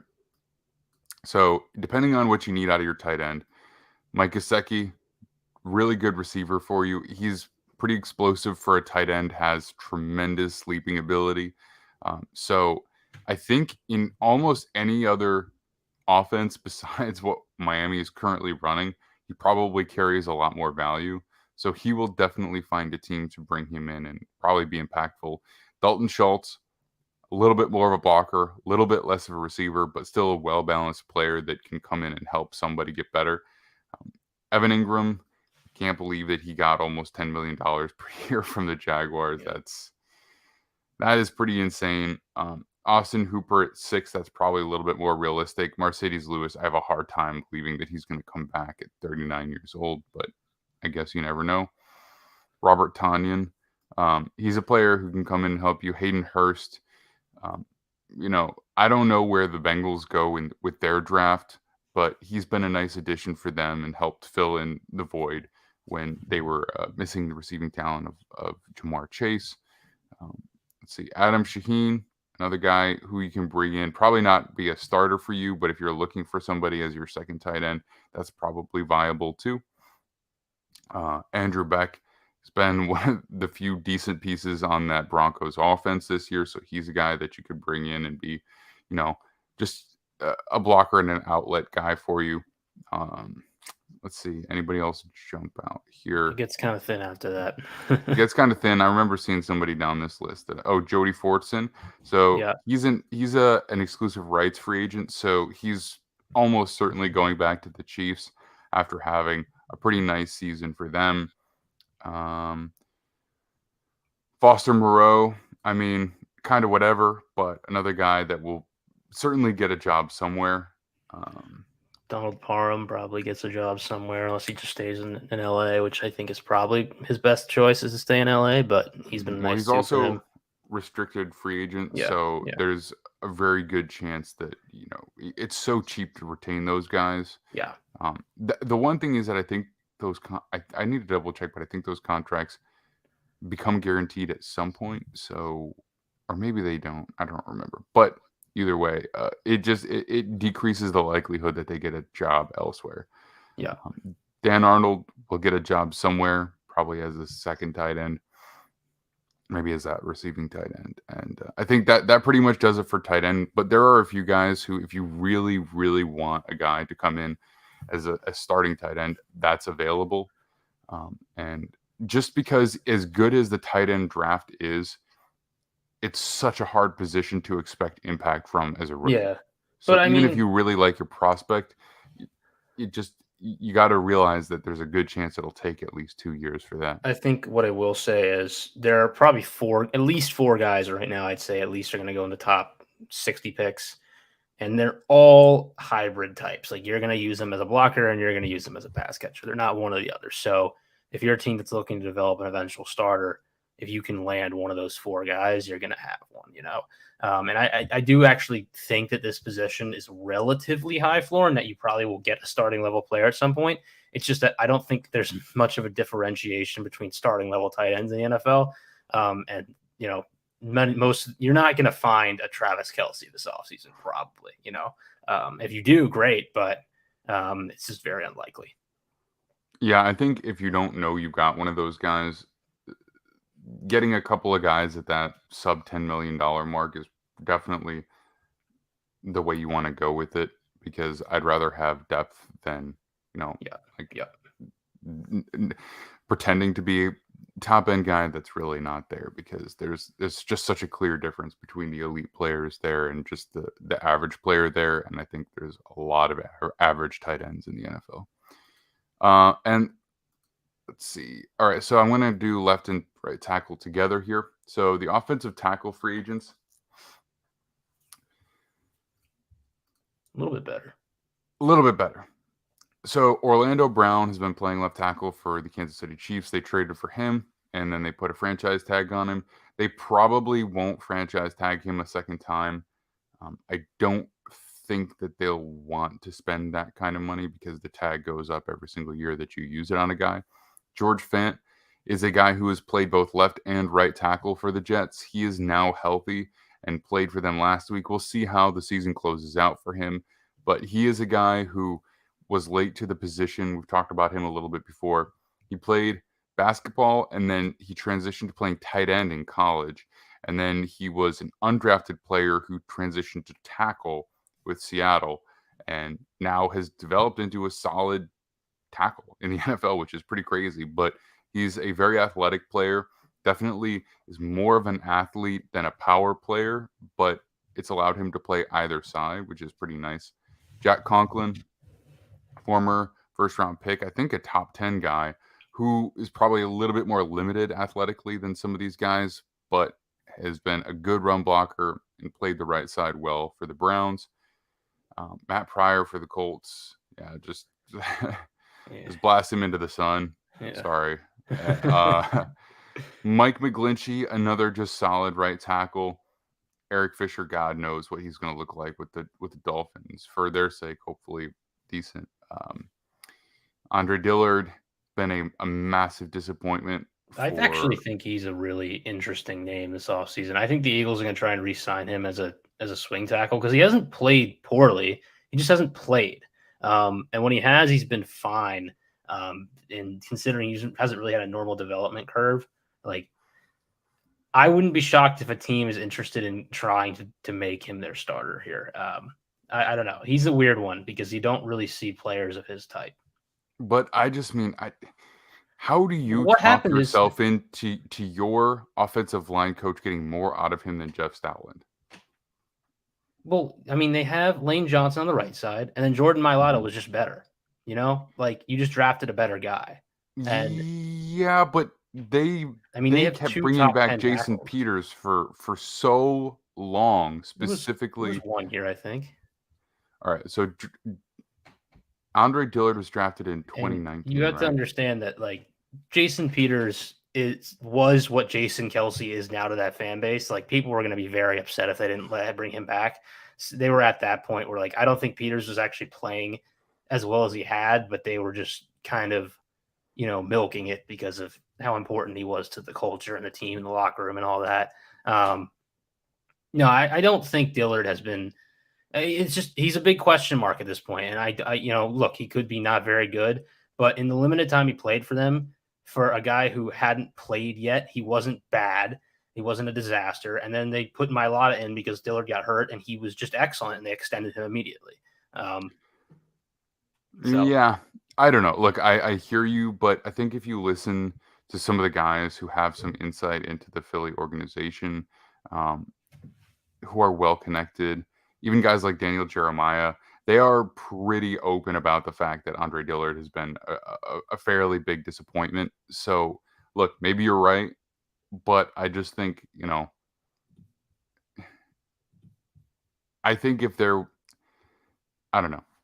I would be surprised if he really amounts to much. But he'll get an opportunity somewhere, probably not as a starter, just because a first round tackle will always have another opportunity, just because those kind of athletes are pretty hard to find. But I don't know. I think if he was a disappointment and the Eagles knew he wasn't very good, they would have cut him already. That's my thing. I guess they don't stick around. Like, they are a team that will be action first. Like, they just, you know, they'll be able to find another swing tackle they like better. You know, the reason he's still there and is their third tackle is because they trust him to be that swing tackle. All right, fair enough. Perhaps he will. I don't know if they'll be able to afford him then, if that's the case. Yes, I don't know that they will either, and that's why I think he's interesting. And I will say, I live in the Philly area. Like, I feel like I don't know. Like, I haven't heard a whole lot about him, you know, from the organization in terms of how they feel about him. But I just, in terms of the way this team is operated, like, I think that I don't think he's a disaster, you know. And I think he could be an interesting reclamation project for somebody. All right. So, who else do we have here? Eric Fisher, we already mentioned him. Riley Reef. I mean, I don't know what there is to say there. Hurt. Yeah. You know, so that's he's older though. I mean, he's 35 at this point. So when you're getting hurt at 35, I don't think there's much expectation. An interesting guy here is Isaiah Wynn, because he's younger, but he was kind of an older pick, and he's also been hurt quite a bit for them. So I don't think that you want to sign him as a starting player. I mean, it seems to be in this kind of funky rotation for the Patriots. I don't know if they're trying to limit his snap count. He's actually played quite well. It's just I don't know if they know what position he is still, because he's always been kind of this tackle guard hybrid. The Patriots have had a really good offensive line really the past 4 years, and he's been a part of that.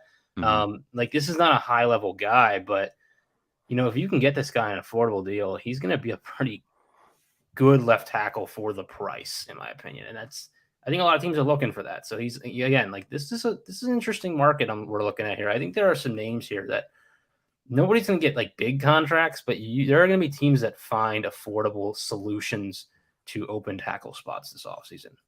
I think if you're a team that is in a pretty big rebuild and you need a lot of positions on your offensive line filled, there's going to be some guys similarly to what the Bengals did, where they just basically completely redesigned their offensive line, and no one there is really good, but you brought in just enough okay guys to help out. Mhm. Caleb McGarry is another one of those guys who's Yep. slowly gotten better as his career's progressed. Not great, but if you need a tackle until you can draft a better one, he's a guy that you can probably bring in as well. A run blocker. Kelvin Beachum is probably pretty old. I don't think I would want to touch that at this point. Cardinals are probably trying to upgrade at this point for sure. I mean, they better. Yeah, They should have done it a long time they've ago. been ignoring. We talked about that they need to upgrade there. Defensive interior front and pretty much their entire offensive line, they really need to do some work with. And edge for that matter. But all right, Jason Peters, 41 years old with the Cowboys right now. He will be a free agent. I suppose you could bring him in if you just wanted a guy. I don't know if he would even want to sign up for that because training camp is probably not something he's super interested in at this point in his career. But Juwan James, I think he's been so hurt that you probably it's tough with him now. Probably don't touch that. Can't trust him to stay healthy. It's been years now that he hasn't really played a full season. Juwan Taylor to me is, another lower level guy that, like, if your team just needs to fill a spot for, and you don't have a lot of cap space, like, you don't feel bad about bringing him in for a short term deal.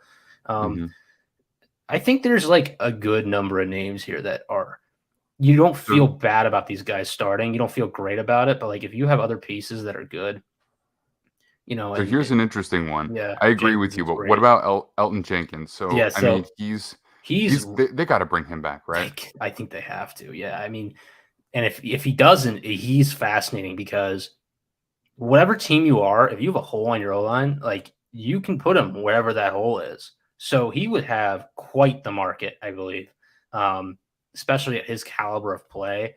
And I don't know, he could have just a very inflated price just because of different teams bidding for different reasons.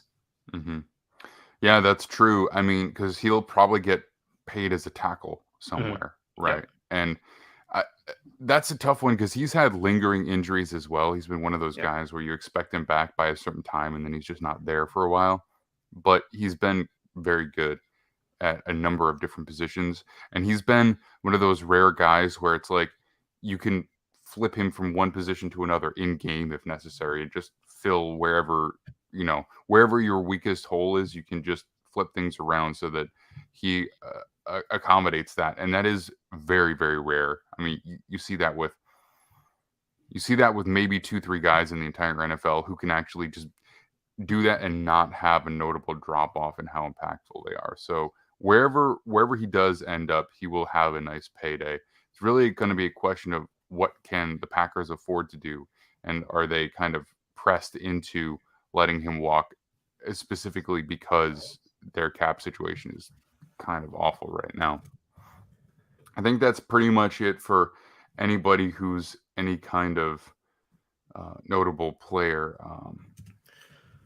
Yeah, it gets kind of empty. Ty Nseki's a pretty solid swing tackle only type who, has bounced around the league. If you need a third tackle, like, he's worth it. There's probably a couple more names like that around, but it's going to be I think this is where we're going to see the most movement this offseason as teams trying to sign offensive linemen. Looking at this. Yeah. I think there's a bit of a lack of offensive linemen in the NFL right now. It's one of the reasons that I think offensive play has been down a little bit. I think the defensive schematic meta is part of it. The kind of drop off a little bit in elite quarterback play is part of it, but I think that lack of top offensive linemen are also part of that as well. So guard, we don't have to spend a ton of time on that. But Roger Saffold, I'm not sure. I think he's been a solid run blocker for them, so he'll probably get a deal somewhere. 35 years old. They're starting to question what that's going to look like. Isaac Sumalo, that's an interesting one. The Eagles are so proactive with their offensive line that usually they've got somebody just primed to be the starter when they let guys go. And I'm not sure I know who that would be with the Eagles, so perhaps they intend to bring him back. But he's definitely not an elite, but quality player that could go in somewhere and and be a legitimate starter for you. I think Justin Pugh, that's been a disappointment for them in Arizona. And again, none of these guys are superstars, but I think there's a lot of guys that you could have come in and be pretty comfortable with that. Yeah, especially if you're John. stronger at other positions. hmm I think John Feliciano's a guy who can be like a patch guard for you. Dan Feeney, he really should be patch center. I don't think he can be a season long player at guard, but he's actually shown flashes as a backup center. So I think that if you really needed one, you could do that. Trey Turner, what a drop off after getting that big contract. But he's been still better as the year has gone on, but he's clearly slowed down. He's just not an athlete anymore, and I think that's going to be this little preview. I think off interior is going to be a thing for the Commanders to look at. I hope they bring back Wes Schweitzer, even though they paid him a $4 million deal, because I think he's actually a very decent backup, and even starter, he's been pretty solid for us. But he's been tough at times. Let's see, who do we have here that we would be interested? Nate Herbig. Look for him to get a starting level contract. The Jets will probably bring him back, though, honestly, because I don't think they want to see attrition on their offensive line. I think it's too important for what they do. But he was waived by the Eagles just because they're so deep there, and he has come in place of Elijah Vera Tucker, and he's been very good, particularly in the run game. So he is definitely going to get a starting caliber contract from somebody, if not the Jets. Dalton Risner is a solid player as well, in my opinion. And he's a guy who can play some tackle if you need him to as well. He's had good years and not so good years for the Broncos. So it's a little bit of a gamble. But, if you get the good outcome from him, you're going to be feeling very good about a short-term deal. All right. And then who else do we have here? I think a lot of these guys would be depth pieces or guys that you sign with the hope of bringing somebody else in the draft, like Will Hernandez. Nate Davis. Schofield. Nate Davis is an actual starter. He just has a UDFA contract, I believe it looks like there. Or something. No. Yeah, I mean, I don't remember when he was brought in. He's only 27 years old. Some of these guys, they get stuck on these restricted free agent contracts because they're undrafted, and then they don't accrue a season because they play on a practice squad for a year, or they're injured, or whatever the case is. So he is an unrestricted free agent now, so he'll be able to sign somewhere. And he's been a decent player for the Titans, so you can bring him in. Let's see, Ode Ibushi, you could probably get away with him at guard. I mean, the Rams' offensive line's been bad, but if he's your worst offensive lineman, you can probably work with that. But he can't be one of your better guys.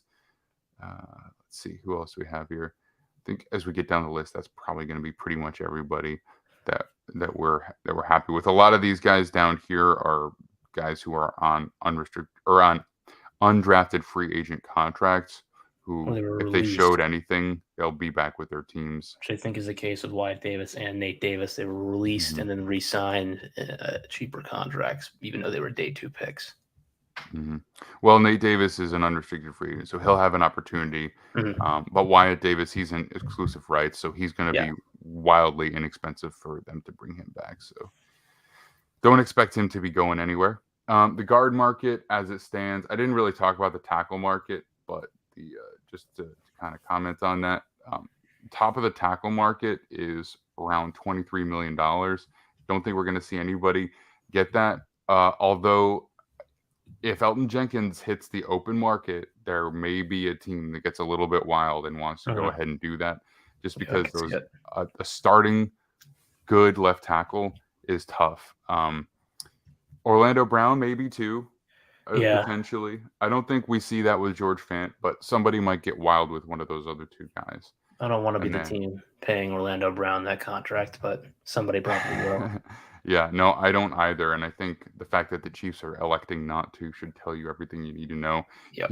He's probably a better right tackle, honestly. Yeah. You know, No, he's a good player. It's just like, he hasn't really been that much better than me making Washington comparisons, Charles Leno, and you can get a Leno for $13 million a year. So, and this guy's going to ask to reset the market. That's been his thing. So, that's tough. the guard market, I could not believe that Quentin Nelson jumped $4 million to get up to 20 million per year. That's a big leap in my opinion. Yeah. It hasn't really paid off for them this year so far. If you look at certain metrics, sometimes agents can make the argument that because this other position group went up, ours should follow suit at the same pace. But I don't think that the value of a guard is increasing at the same rate relative to the cap that the importance of a tackle is, like the value of a tackle. So I think tackles are becoming more valuable than interior offensive linemen are.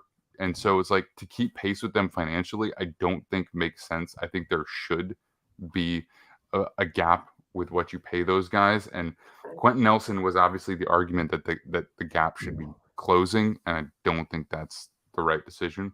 Very good player, but I just don't think that should be the case.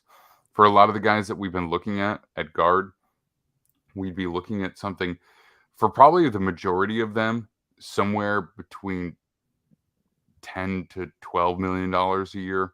There's a couple of guys maybe who, like Sumalo at age 30, if he hits the open market, I could definitely see him getting somewhere closer to like 13 million per year. Maybe make the argument for 14, just because he's bringing that Philly pedigree with him. But aside from that, I think we're all looking at 10, maybe 12, but probably under for a lot of those guys. Centers. Connor McGovern is the priciest center set to hit the market. Now he is he's been okay. Would I be at all surprised if the Jets want to bring him back for continuity's sake? Not at all. I think 9 million is. I think you can swallow that number. Basically, I think if he wants a raise, that might be a tough pill to swallow. But he's been fine. He's definitely not a plus player. Austin Blythe, I honestly haven't watched him really, so I can't really give an honest opinion on him. I know Garrett Bradbury's been very disappointing for the Vikings based on where he was selected, but he'll probably still get a starting job somewhere. Bradley Bozeman probably will still get a starting job somewhere. This is one of the most easily accessible positions in free agency in the entire NFL. So if you need a center, a lot of these guys are workable. It's the most easily hidden position on the offensive line if you have good players around them. They do a lot of double teaming. There's not a lot of I think there's a lot noses who just press anymore. So there's a lot to the play calling aspect and the mental aspect of center that matters. And the best guys are the guys that can do that at a high level. And that can be difficult to replicate at times. So I tend to think left guard is something you can hide a little bit better just because of that. But if you're not a team that has, one of those high level centers, you're going to be fine settling for these other guys because there really aren't many Corey Linsley's, the kid from Oklahoma who just got drafted, the Tyler Linderbaum, those guys are kind of rare. You don't really find them that often. I will just say that at least by NFL payment standards, left guard is more valuable than right guard. I know, but I don't necessarily agree with it, but yes. Okay. It's interesting, but yeah, you've got basically the first, let me see right here. Let me pull it up. You've got the highest paid guard, the third and the fourth, and the sixth, all at left. So it's kind of heavy on the left side, but I'm not sure why that is specifically. I know traditionally the right guard has been more of a run blocking guard. Maybe that's just why. Maybe left is perceived more. Well, and generally, and I think honestly, I would expect that a lot of evaluators would agree with this. I don't know why maybe the payments have gone to that spot. Honestly, I think guys just filling at guard where they're needed to be available, and it may just be kind of random that left guards pay more right now. But generally, you think left tackle is your best offensive lineman. Your right tackle is going to be a little worse, so you'd rather have your better guard supporting your worst tackle. Is generally the thinking for a lot of teams. And I know for Washington in particular, they actually value right guard higher than they value right tackle, which I don't. I think but that makes sense to some degree. Well, I mean, having your better guard be on the same side as your better tackle, but also you probably have more single team blocks from your left guard because you don't have your tight end as a chip helper. So like usually not always, but I think more often than not, your tight end is on the right side. So unless you have, a super dominant pass rusher where you're intentionally trying to get extra help over there, usually you're going to have your left tackle one-on-one, and you're probably going to end up having your left guard one-on-one. Or I don't have numbers on that. Well, but generally, pure eye test. Because you have a lot of right-handed quarterbacks and you put your tight end on the right side, you want your better run blockers right, your better pass protectors left. So you're passing left because you have right-handed quarterbacks and running right a lot more than the other way around. Right. And there are more run blocking guards. So there's going to be more right guards that are, better players generally. There's more Brandon Sheriffs than there are. I don't know who's like a really good pass protecting guard. It's not easy to think of off the top of my head, Right. Well, there's Joe Thuney. Yeah, exactly. And he's playing on the left side, right? Yeah. So that tells you what you need to know. But tackle as well because of it. That's correct. That's true. I think AVT is another guy. Yes. But I think that they drafted him to be a left guard, and they only moved him to the right side because they brought in another guy who they felt they didn't want to mess with the side of the formation. So anyway, this is a lot longer of a conversation than on interior offensive line than I did expect to have. I'm enjoying it, but I think for the sake of some semblance of brevity, let's move on. But so that's the center position. I think.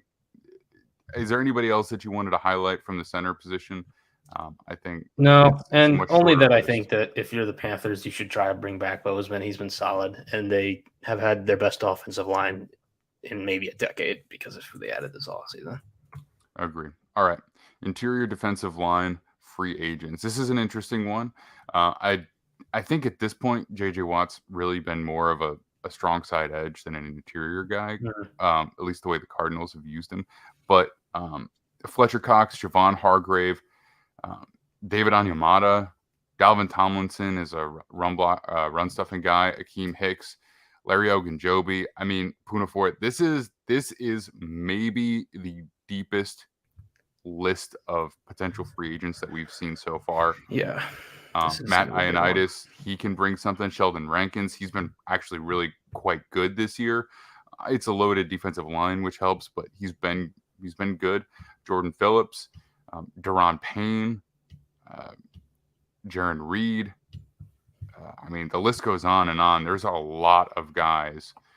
Ndamukong Suh, if he wants to come back, there's a lot of guys here who you can sign to be Son Ridgeway, really nice third down pass rushing piece for the Niners.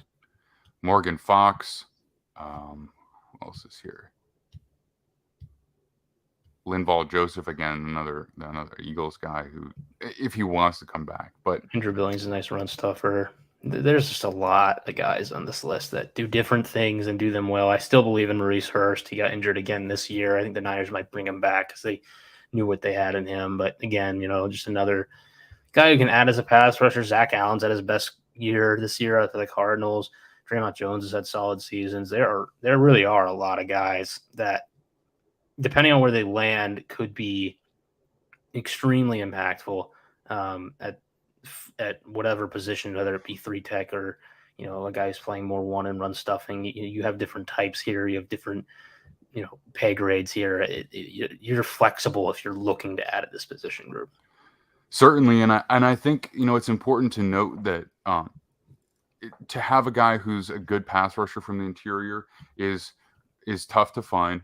A guy who's a good run stuffer from the interior, relatively easy to find, and a guy who can do both is by far the most challenging to find. But you've got a number of guys here who can genuinely do both. I mean, Fletcher Cox can do both. Javon Hargrave can do both. David Onyemata can do both. Akeem Hicks, he's getting older now, but he could do both. Sheldon Rankins, definitely a better pass rusher than run blocker or run stuffer, but the way the Jets use him, he can, because it's an attacking front. So if you're a team that wants to mimic that and do an attacking front, there's just so many guys who are more valuable than the traditional, just plug it up defensive tackle. Yeah. That ideology where those guys are easy to find in the draft. That's true, but a lot of these guys can do more than that. So these guys are all going to go somewhere and be good players. Trying to look at what the defensive tackle franchise tag is going to be this year, because I'm going to be honest with you right now. I'm extremely worried about Deron Payne getting away. I think he's going to try and reset the market, actually, if he can. He's not going to because of Aaron Donald, but let's forget the top contracts. He's going to try and get paid more than Jonathan Allen, who I think Washington got a relatively cheap deal with, $18 million a year. And Payne's going to try and break that deal, or at least reach it. And it's about whether a team's going to be willing to pay him, obviously. But the way he has performed this year, he might get it, because he's up to, he's got his career high in sacks. He's got 8.5 already this year. He and Allen, actually, amongst interior defensive linemen, are 1 and 2 in tackles for loss this season in the league. It's so, from a Washington perspective, you do not want to let that go, because you have something that no one else has. But there's going to be a lot of bidding for him, and it might have to tag and trade him. Well, the tag is currently projected by Over the Cap to be just over 18 million. And when you do that, there's no wiggle room for, yeah. Well, they're signing him with a lower cap hit this year. You get the full I will say thing. He's going to get paid north of that then, regardless, because he is minimally getting tagged. They've had offers, trades for him for a second round pick already this offseason. It could get, that price might go up. There's going to be a race to get him, whoever it is that's bidding for him. The Commanders are currently slated to have about 19.25 million in free space right now. So they're going to have to make some moves. They're going to cut Carson and Phil, and that's going to open up a lot of space, probably. That's going to help. They can probably do a restructure of a guy like McLaurin. I haven't looked at his deal, but he's certainly a safe guy to restructure. So they can make it work if they really want to make that investment. And without an expensive quarterback, that's probably very doable for them. That's a lot to invest in the interior. Yeah. And plus, if I am Washington, I'm going to try and get that done as soon as possible, because you know who else is coming up for a huge extension? Quinnen Williams, who has been maybe one of the few guys better this year. And with his draft pedigree, he's going to command a very high contract. And that ultimately, it's to a lesser extent, but similar with Payne. Like, these first round picks, they have more leverage when it comes to contract talks, for sure. Certainly, and no one's going to touch that Aaron Donald contract. More likely than not, it's going to be considered an outlier. So Leonard Williams is the market, $21 million per year. And right now, DeForest Buckner is right there with him. Chris Jones comes in at 20, and Jonathan Allen, like you said, has that nice value at 18. But Quinnen Williams, he's going to get a bigger deal than that. Deron Payne is probably going to be able to outpace that as well from whoever it is that he's signed by. I don't think any of these other guys will get that high. None of those other guys are quite at that level. Dexter Lawrence is going to get a big deal too. Mm-hmm. Yes, from someone or another. He might reset the market. Honestly, if he plays this way again next year, he might reset the market. I mean, he has just been so dominant, and there's no other pass rushing nose tackle right now that can impact third downs the way he has. They have something that quite literally no one else has right now. Yeah, I think Vita Vea at his best. I mean, he's different versus the run, but not quite that same level of pass rusher though. Okay, so let's take a look at edge here. Edge is interesting because you're pretty much never going to have the super elites available, but there's always a lot of guys who can be nice rotational pieces for you. I mean, a lot of them are a bit older. Yannick Ngakoue, definitely a guy who can come in and play for you as a rotational player. I don't think you want him as a starter. You've got Arden Key, you've got Melvin Ingram, Marcus Davenport. I don't know what's going to happen with him. It would be Interesting one. Yeah, he's Reminds set me of Bud to have a Dupree a little voided bit. contract, but yeah, yep. I don't think he's not coming off the same. Well, Bud Dupree had an Yes. ACL later in that his season. Marcus Davenport, he's been hurt, but do you remember what injury he has? I don't, but I only compare the two because I think both were kind of good players who got better throughout their rookie contract, and neither, in my opinion, was like a clear, starting like your better edge player. But a team that's looking for an edge might pay them like your number one edge player. That's why I compare them. Yeah, they certainly could. I would warn against that. But I think you've seen that not work out ideally. Again, coming off an injury, that was one of the biggest issues I had with that move.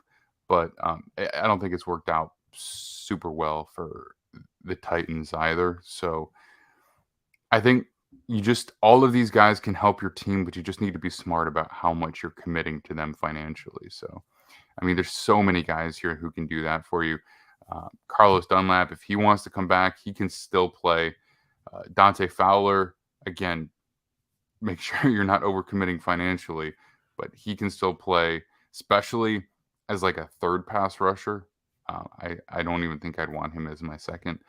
Let's see. Tyquan Lewis is decent. I believe Tano Passignon has had one of his better years. He's been kind of a guy we've been waiting on to do something. So somebody, I mean, we've talked about how important I think the third and even fourth edge player is. And you've got guys here are going to be interesting to see who they get picked up by in terms and where they're slotted on their rosters, because you could potentially pick up Passignon and believe that he is, a valuable third, designated pass rush type player. And he could be, but depending on how much you pay him, you could fall flat with that deal as well. Yeah, I think you really need to be very, very careful about how much you shell out. A lot of these guys you can wait on, honestly. I don't think these need to be second or even third week free agents. I think you just wait until the deal is right and then pull the trigger on that, because there's enough of these guys that you'll be able to find somebody who you like. I mean, Jason Pierre-Paul, he was added late in during the season, I think. So, not that you have to wait that long, but it's wiser to wait than be a little bit aggressive with that. Vinny Curry, probably a guy that you can add late in the process next year if he's not back with the Jets. Let's see who else. Shaq Lawson, he's not really a pass rusher. He's kind of a run stuffing D end who you can bring in if you want to, but that's not particularly hard to find either if that's their best trait. Let's see. Jordan Willis, Terrell Basham just signed with the Titans. Not great, but these are all guys who can help your team. You're not really going to have an elite pass rusher here. This is an interesting one. Bryce Huff. Have you seen some of the analytics on him? Yeah, he's a restricted free agent. He's going to be back. That is your, like, when teams look for that third guy to kind of be your finisher, like, he's that, and I think the Jets have got to keep him around. I'd throw Charles Omenihu in there, who's bounced around the league as kind of another. He's more of a power DPR type, which is kind of weird, but he's had some good seasons, and he'll probably get another minimum contract for someone and continue to perform. He's one of those guys you can kind of guarantee will do better than what you're paying him. Yep, agreed. I think he's an interesting guy. He was originally drafted by the Texans, and then I think he ended up with the 49ers.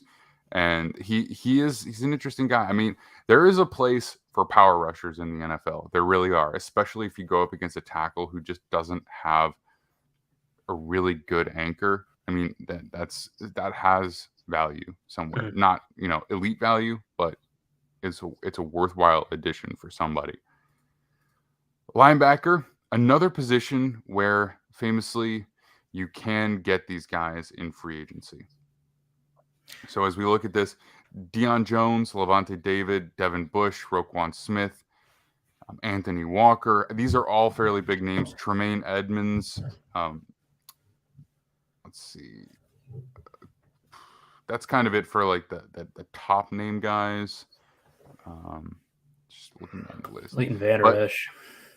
Leighton Vander Esch too. But so those are the top name guys. Now, how much you want to bring them in for, that widely varies.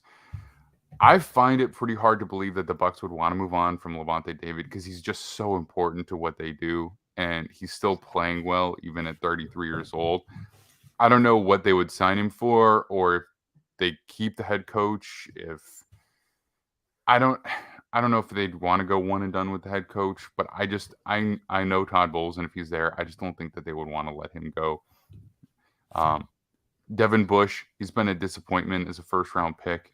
I wouldn't be surprised if they do something similar with that they did with Terrell Edmonds, where they just let him hit free agency and then just bring him back for a relatively minimal contract. Roquan Smith, this is interesting. So to shell out a second-round pick partway through the season, it would indicate that they would be interested in retaining him, and he's been good for them. But we do know that the Ravens will do things like trade a second-round pick for a guy they think can help now, let him hit free agency, and just recoup that third-round comp pick a year from now. Now, I'm not sure that's this situation, but it's certainly possible. It's tough because, we talked about Lamar. He's going to try and reset the market. I don't know that Roquan Smith is the type of player I'm excited to reset the market in terms of contracts and give to, even though he's a good player. But the weird thing is what he has done for Baltimore is he shows up and has kind of helped unlock Patrick Queen, who was a miss of a first-round pick for them, and has all of a sudden, just over the course of a couple months, looked like a really good linebacker out of nowhere since that trade. So I don't know. It'll be interesting, and I, it depends on the Lamar thing's going to be the number one priority. Like, what do they do there? Right. Well, if they don't get something done with Roquan Smith, they cannot justify using the franchise tag on him because they need that for Jackson. Yeah. So, that leverage alone might push him through to free agency. I think when you take a player in the first round at linebacker, you expect them to be able to do everything. You expect them to cover, stuff the run, and blitz effectively. And Patrick Queen has kind of done some of that stuff well and some of that stuff not very well. So, when that's the case, it is definitely a disappointment. Do you keep a player like Roquan Smith just for that reason? No, I don't know. Not at this position, probably. Anthony Walker, a lot of these guys you can bring in and be starters. Tremaine Edmonds, that's an interesting one because, he would command a larger contract than Matt Milano. But with the price of their roster, can they justify that? Probably not, because, and here's the thing about them is they've just been they have so much depth and are so well built that they can afford to kind of say, all right, let you walk. That's a comp pick. We'll just draft some linebackers. It's like one of the few positions we really need to address. Or sign some cheap guys and then draft offensive line instead. Like they have so many options in terms of how they can play the offseason because of how well built this roster already is that I don't think they're going to be disappointed in the fact that they can't bring back even a guy who's had a really good season in Edmonds and is extremely talented, but they aren't forced to pay him money, basically, is what I'm saying. Yeah, I think it would be tough for them to even try to. They're currently slated to be $5 million over the cap, by over the cap. So they'll have to make moves just to free up space. I'm not sure that, and they can do restructures. They have levers they can pull. There's ways they can do it if they really want to. But is that what they want to do? I don't know. I'm not sure that that's where they want to commit themselves. And he'll be a good player for somebody. But again, that's also a player with first-round pedigree who I would be a little bit worried about maybe commanding more money than I would want to pay him for what he does. So that's something to keep an eye on. Like even if you need linebacker help, maybe you steer clear of him because somebody will probably end up overpaying a little bit. Safeties, another position where we should be able to find impactful players. We had a lot of guys hit free agency last year. Another fairly large group of guys hitting free agency this year. Jesse Bates, very good player who is going to get a good deal from somebody and be a good player for them. Jordan Poyer at age 32, he is still going to be an impact player for somebody. Jimmy Ward, good player. Devin McCourty, God, if he goes back anywhere, it's going to be the Patriots. He's not going anywhere else. Adrian Amos had a really nice stint with the Packers after signing with them, but I'm not sure his skill set is dropped off a bit this year. It's dropped off, and again, he's kind of more specifically a strong safety, and as the league goes deeper into that cover two or too high look, he's probably a guy whose value has diminished a bit. Conversely, Von Bell is probably a guy moving in the opposite direction where, yes, he's a bit more of a strong safety, but he can do enough in those two high shells that he's a guy who will help. Joyner, 33. He's definitely a guy where if you have a poor safety room, you can bring him in and hope he ends up being your third guy, but can start for you. He's currently a starter on a very good Jets defense, but he's probably one of the weakest points on it.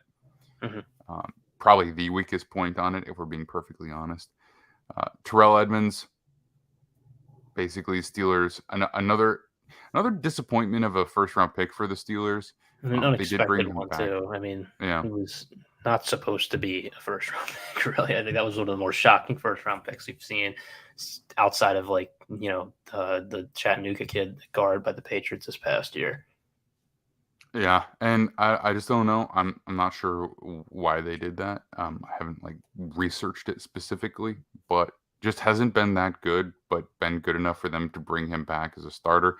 I think you can play him if you have a defense full of superstars like they do. Kareem Jackson, getting older now, but honestly can still play. Jabril Peppers. He's very, I like him. I have for a while. He's a guy who can play a lot of different spots and just, he's just not flashy. He's not a guy who's made a ton of plays, but I would be actually kind of shocked if New England doesn't keep him around. He seems like he just fits there well. And, I think the man skills work for them. So you should mention Eric Rowe as well. Rodney McLeod, he's going to get a deal. Yeah. He's 33, but he's played quite well. So he's not going to get a ton of guarantees, but somebody's going to make an effort to bring him in, if not the Colts retaining him because he's played well. Who else do we have here? Deron Harmon's decent. Houston Carson and Fedulum are more, special teams guys who can give you some snaps as well. KZ has had his moments. Neal has some versatility. There's a lot of guys here that have specific roles that they could fill. Actually, what you're hovering over right now, kind of those guys who were all day 2 picks, Adderley, Rapp, and Thornhill, all probably fit somewhere. Adderley's probably been the most disappointing of those guys, but he hasn't necessarily been a bad player. He's been a fine free safety. Rapp, a bigger safety who has some versatility to play too high and slot. He's decent. He probably fits somewhere. Thornhill, I've thought, has been a good player for a while. The Chiefs just for some reason failed to use him. He might be leaving because of that and go somewhere, and actually we might hear his name called on Sundays more because of it. I don't think they're going to spend there because they've spent elsewhere. Yes. Yeah. They already just even at that position. Well, they just paid Justin Reed too. Right. Tony Jefferson, this guy is definitely going to get a job somewhere. He was a late release because they ended up drafting a player in first round in Baltimore. So he is, I think he was a late release, right? Is that accurate? I believe so. Yeah. Logan Ryan, I don't know if he's getting another job somewhere at this point. Deshaun Elliott, he's probably a guy who will stick around in the league. Let's see, anybody else jumping out? Well, there's a I lot mean, of safeties in the there's a NFL. lot of safeties. Like, I think this is like another position group where right now, like, there's going to be a lot of guys who get decent contracts and starting spots because it's a position that's relatively cheap right now, I think, relative Mhm. to what its value is. And I think teams value the fit because it's a hard position to scout. I think DB in general is hard to scout, corner as well. So teams will try different things. They'll sign a couple guys. They'll have 3 or 4 safeties and see what works. Obviously, Chauncey Gardner-Johnson is going to be a really interesting one. I don't know if the Eagles have necessarily the ability to extend him because he might have a price that's a bit out of their range if they need to extend other people as well. Yeah, I think so. He's a nice player because he can play safety, he can play nickel, and he can do it all. He's still like he's at his prime age. He's going to be hitting his his first veteran contract, I should say. Mike Edwards has been actually pretty good for the Buccaneers. He's I think one of the main reasons that they were willing to move on from Jordan Whitehead. So I don't think they'll retain him. I don't think they'll want to spend there necessarily. But again, he'll find a place in the NFL. Even like Julian Love and Donovan Wilson have had Mhm. some very good moments as well. There's a lot of guys here that this is a position group that you can wait on and find good value at. Another argument for not taking day one safeties necessarily. Yeah. But all right, corner is our final position before we jump into our mock draft. Interesting because we've got Marcus Peters, who has had probably his worst year as a pro, but he's still age 30, and I wouldn't say he's playing badly, but it hasn't been. It's just by his standards, it hasn't been great. James Bradbury's had a really nice year. He's also age 30. Jonathan Jones, Anthony Brown, this top group of guys, obviously some better than others. The risk here is this number. This is a dangerous year for the corner position because I think perhaps more than any other position in the NFL, athleticism and quick twitch is so important. Mm-hmm. If you are not like an incredibly technical and strong press corner, any drop off in athleticism can severely impact what you do. Anytime you're in off coverage, the click and close, it's so important. The break on the ball is so important. Your ability to flip your hips in phase is so important that any change there, you really see it happen dramatically. So all these guys are going to play somewhere, but you just never know who's going to maintain their career versus drop off very, very quickly. Mm-hmm. Yeah. And, I think PJ Clark and I had a long discussion a while back about big corner deals. If you look at like massive corner contracts for the last decade, there's not a lot of hits. It's been kind of a rough position to really shell out money for. And even when it like kind of works, like Nick talking about Washington again. Josh Norman is a contract that was, I think people just thought was hilarious. Another miss by Washington, but I didn't even think Josh Norman played that badly. He just didn't live up to being the best corner in football, which is what that contract said. And J.C. Jackson right now is getting paid like one of the best corners in football. Major disappointment when he played and now was injured. It's an extremely hard position to evaluate. You have to be athletic. You have to have production. You have to fit the scheme. Jackson might have had those first two. He doesn't fit what they do in Los Angeles. Like his schematically just does not work. He's a man corner, and they're running all sorts of 2-4-6 disguises. You have to have like the perfect guy, and then it just has to work out as well in terms of locker room and coaching and all that. It's not a position that I love shelling out money to in free agency. I'd much rather be drafting or developing my own guys. Bradbury has been kind of able to produce regardless of where he is because he's kind of rarely like a really good zone corner. You don't see a whole lot of those guys in the NFL right now. So he's kind of the guy that I'd look at as if I'm going to pay someone a ton of money, like maybe he's the guy you do. But Jonathan Jones, Marcus Peters, like they do very specific things. They have to fit what you want if you're going to give those guys money. And even then, like Peters probably doesn't get a ton. Jones probably will get a lot of money because he's a Patriots corner. who hasn't really gotten a big extension yet. So that'll be interesting to see how that goes. There's a lot of younger guys also who will be available. Just looking at Byron Murphy, Rocky Sin, Sean Murphy-Bunting, Grady Williams, Isaiah Oliver. All these guys have had good seasons.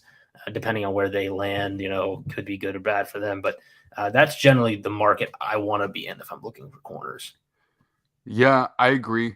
Because I think you'd rather spend low and hope for a hit than Mhm. spend high and then have to deal with that over the course of 1 to 2 seasons, depending.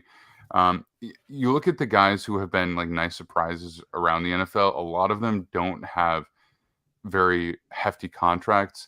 Guys like Awuzie for the Bengals, that's been a nice hit for them. But again, not a massive contract. DJ Reed, really nice hit for the Jets. Not a super big contract. I think if you want something where you're going to have a little bit more guarantee, you probably want to look at the nickel position because you're not going to get an elite nickel player more than likely, but you can probably guarantee that you at least get a solid one. I mean, even if they're a little bit older, I think the athleticism drop off doesn't happen nearly as quickly or as severely. So you can find guys like that, guys who can function as kind of like, strong safety slash, nickel strong safety slash true nickel slot guys. The outside guys are just so much harder to predict. I think mentality has so much to do with it as well because you're on an island. You know what I mean? Even if you're in zone coverage, it's still all on you out there a lot of the time. You know what I mean? Like if it's in your zone, it's on you. So it's just so much goes into playing corner position. It's really hard to evaluate. It's hard to play. I think you see how impactful they can be when you have very good ones.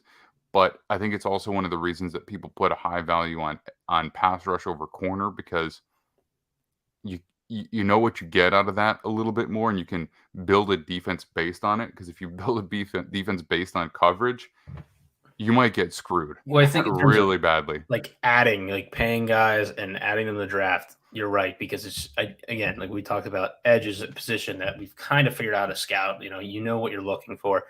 Corner is extremely valuable in that if you don't have guys that are good, like you can just get torched, and it doesn't matter who else is on that defense. Like it is an easy position to expose.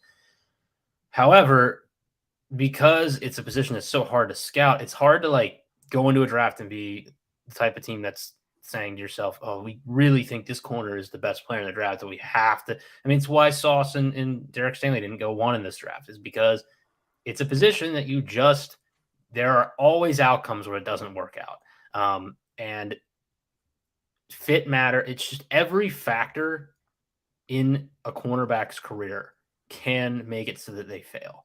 And it's just, you have to hit on everything. And it's like they just did the 33rd, it was a 33rd team. I don't know what it's called, that blog that I should actually know the name because they work with Sports Info Solutions. It is 33rd team. Okay. They did an article about what's the hardest position to scout, and half of the GMs they asked said corner. And it's just, I think we still struggle really to find what is the easiest way to judge these guys.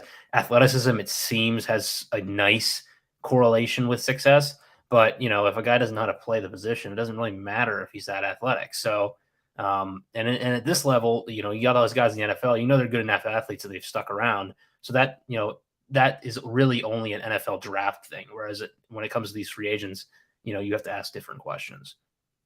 I think if you look at what's on the board here available, there are guys who can be on a team, but I don't think any single one of them is going to make it where you bring this guy in and you don't consider an upgrade in the draft at that position. Yeah, but it's also the type of position where there's outcomes where Sean Murphy-Bunting goes, and he's kind of played some man in zone. And let's say he goes to New England and they give him like a relatively cheap deal and he fits in that defense great and looks like one of the best corners in football. And then he leaves and resets the market. That's this position.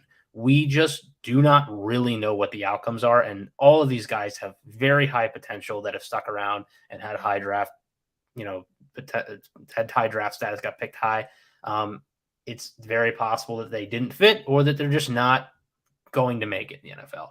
And there's also a very high possibility that you bring this guy in and he has a great year and you got him on a 2-year deal. And then in his second year, there's a massive drop off there as well. It's a tough. Very, very, very, difficult position to predict, not just in terms of growth, but just year to year. The variance is wild. All right. So if you've watched this whole thing, which we very much appreciate, that will give you some insight into why some of the picks are going to be made in this upcoming mock draft here. So we're going to pick the top 18 picks. Any team who is not currently slated to be in the playoffs as of right now, that's who we're picking for. And so let's bring this over. Okay. So I'm wondering if there is a better mock draft simulator out there, because you've already made the pick, so this is really just a visual aid. Is there a different one that I should use? Because I'm not seeing one. You just have to put them in order. They usually because but I can't make it so that there's 2 Texans picks right now. So there are. It's the Browns pick is going to be them. Right. So wherever you put the Browns is going to be the Texans pick. All right, let me pull this up. All right. So it needs to be. I can read it off to you, and you can just put them. Read it off to me, and then I can put it in order. All right, so, sorry, I know this is riveting live streaming. It'll just take a second, everybody. Texans, Bears, and then it should be Seahawks. So Broncos should be next, and then it's going to be Rams, Saints, Panthers, Jaguars, Cardinals, who are going to slide up to the top there, and then Colts, Falcons,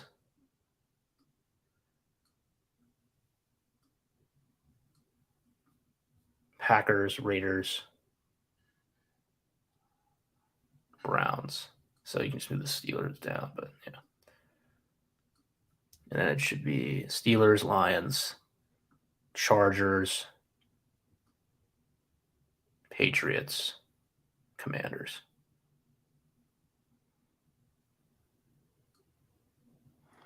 Patriots, Commanders. Patriots. Oh, Chargers. Yeah, the Chargers are right. So that's Commanders. Right. Make sure you have them all selected. Yeah, there you go. And then I don't know what the next 12 or 14 picks are in order, but don't think it matters. Yeah. I can just let them. All right. All right. So yeah, we have this pre-picked, and we'll talk through it. So just a notice on this is that this is a prediction of what's going to happen. I don't necessarily agree with all these selections I've put in, but I think that this is what we're looking at right now, in my opinion, in terms of pick to pick. I did not do any trades. Can't project that right now. Just very difficult to. I would like to maybe in some spots, but it's tough to do that right now at this point. So starting off with Houston, Bryce Young is the pick. I'm going to agree with PFF here. I think he's the most valuable player in this draft. He might not be the best player in this draft, but I think I particularly do think he is. I don't get deterred by the size. It's just this guy he knows how to play the quarterback at an NFL level earlier than most players do. You see the progressions, you see the ability to anticipate, you see kind of like the third level of thinking where it's not just, what the progression of the play is and then what do I need to do when the play breaks down, but also kind of a creativity that most other players don't have. It just has some special factor in terms of that. And it's not just that alone, which I think you've seen with some other players that have gotten hyped up, and that it's all outside of structure. He has it all right now. He might be limited in terms of his arm and size, but I think he's going to be a high floor quarterback for whoever takes him. All right, Bears. So there's going to be a debate here between Will Anderson and Jalen Carter, I think. And I think they kind of have been the top two players. Anderson's had a bit of a down year. Carter's been very, very good. And I think most teams probably go Anderson here. I'm actually going to go Carter with the Bears because of schematically how they operate. They are a 4-3 front, and I think Anderson's going to be better standing up. But also, they have clearly under Eberflus, both in Indy and Chicago, highly valued that 3 tech position. They really want to have a guy who can pass rush from that role. They dumped money on Larry Ogunjobi this offseason because they thought he was going to be that guy. He didn't even pass a physical, and they gave that guy $13 million, or were going to, planning on it. We saw the Niners trade DeForest Buckner to Indy when Eberflus was there. It is very much a part of that process in his defense to get that type of player, and I think they'll value Carter highly because of that, which then leaves Anderson to the Seahawks because I think they're going to bring back Geno Smith, as we've discussed. So they're going to go best player available here, Will Anderson. Again, this is not a 3-4 defensive scheme, but he's good enough that if you're not going to have Carter on the board, Seattle will take the edge player regardless and feel good about how they can fit him into what they do. And again, like, they're in a spot here where if they make the playoffs and they land a player like this with a pick this high in the draft, they're feeling great about it. And he really does have the ability to be one of the top edge players in the NFL. So this is the first pick where I had a really hard time because I actually think Jared Goff has played well enough that I think the Lions should be trying maybe to avoid quarterback right now. I think it's a little early for any of these guys. PFF's a lot higher on them, or at least really this is Mike Renner's rankings. It's not just PFF, but it's really Mike Renner's rankings because you could ask other people in PFF who might not be as high on Will Levis as I am not. Actually, I don't have Levis as a first round grade, but he's high on Mike's board. Stroud is going to be QB2 for me. I have him a little lower. He's like a first round hype. I currently have him like 6th on my board, but there's not really another position player here that I really love. I think there's kind of a separation between those 3 players we saw get picked and who's next. So if I'm Detroit, I'm going to take kind of the reset at the QB position and take CJ Stroud, because if he does end up being, another even Jared Goff, which I think is not a bad comp for his game, and he develops into that, well, he's a cheap option to then reset that position, and you can go fill the roster in other ways. I think they have the option of maybe waiting for their other pick to take quarterback. But in this case here, I think they kind of have to. And really, that's a trade back spot. I think and Chicago and Seattle probably should be thinking about that too. But in terms of Detroit, I think that they should be trying to leverage the fact that there's a quarterback there that they might not be entirely thrilled to select with that pick. But Stroud is the pick in this case. Eagles at 5. This one I had a tough time with because I think, again, it's between Bresee and Skoronski for me. Bresee is such a weird one because he hasn't played a whole lot. It's a lot of pedigree-based stuff for him that's going to get him drafted highly, still based off his high school tape, and really some production in college that was kind of short-lived, and we haven't really seen a whole lot since then. I actually ended up going with Skoronski because I just think the Eagles are going to take kind of the safer roster building selection here. And in my opinion, like, if they're not going to pay Samala, which they might not, and Jason Kelsey's thinking about retiring, there's a good chance they might move Landon Dickerson to center, which was his original position in college. And then they need another guard. Even if Samalo comes back, they'll need another guard. I do have to point out here that they did draft Cam Jurgens last year. Draft Cam Jurgens specifically to be the center of the future and leave Landon Dickerson at guard. So I just will point that out. And I think even then, though, I wouldn't be surprised if they let Samala walk and take Skoronski here, because Bresee might be a nice 3-tech to fit in there, but I think on teams' boards, you're going to like the known quality and the guy that has played a full season just now and has continued to grow and been a better player. I just think that he'll be the higher player on their board. And the Eagles are also just not a team to shy away from taking the best player regardless of how they fit into their roster. And even if, they're in a spot where Lane Johnson, I don't know how old he is, but I believe they're already paying him now. They might be thinking about down the line, like, oh, maybe we're not going to re-sign him again, and then this guy develops into our long-term right tackle. That is a case as well. The Eagles don't operate as we really need this. They're like ahead of the curve in terms of their roster. They are thinking way down the line. And I think that they just value this position group so highly that I don't think it's out of the realm of possibility that they would take him there. Panthers at 6. Okay, so this is where I had Will Levis going. We're going to have discussions about Will Levis. And there was a report that said that the owner is very intrigued by him, which is always a bad sign, in my opinion, when the owner is the guy who's excited about a quarterback prospect. Look, I think Levis is a very interesting developmental prospect.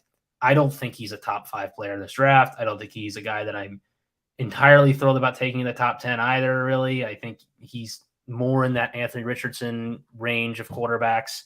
I think if you watch Kentucky and really see how he operates in that offense, they don't trust him to be kind of the offense on his back type player. They very much have schemed it so that they're run heavy, even though their offensive line is not that good. And that could be a part of it. But even so, I think we've kind of overrated a lot of his physical tools. He's a good arm. I don't think he moves super well. I think he is a little bit awkward in his ability outside the pocket, not great throwing on the run.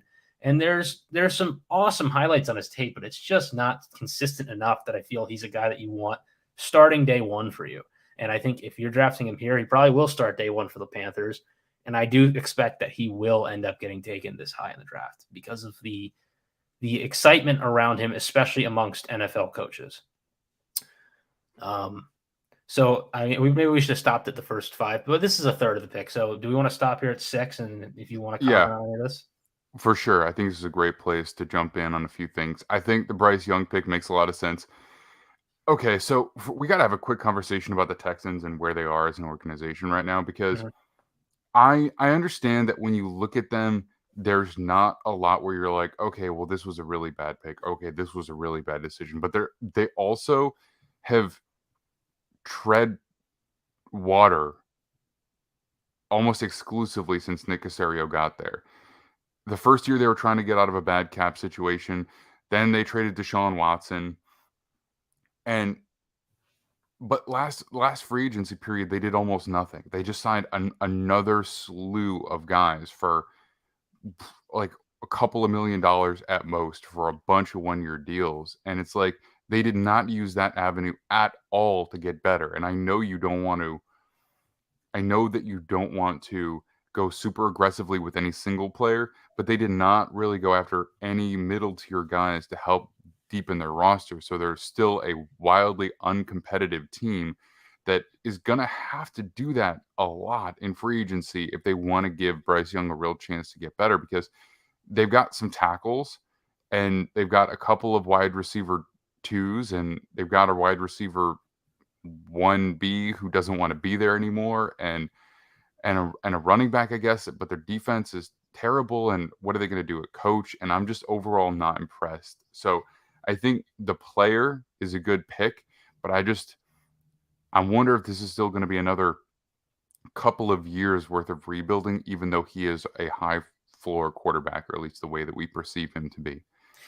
He is, but and just to answer that, I think they have young players who have shown some signs of development, and getting that quarterback in, I think, really kind of helps them curve out that development curve for a lot of their younger players. And I do think the team will look better with Bryce Young on it from multiple levels.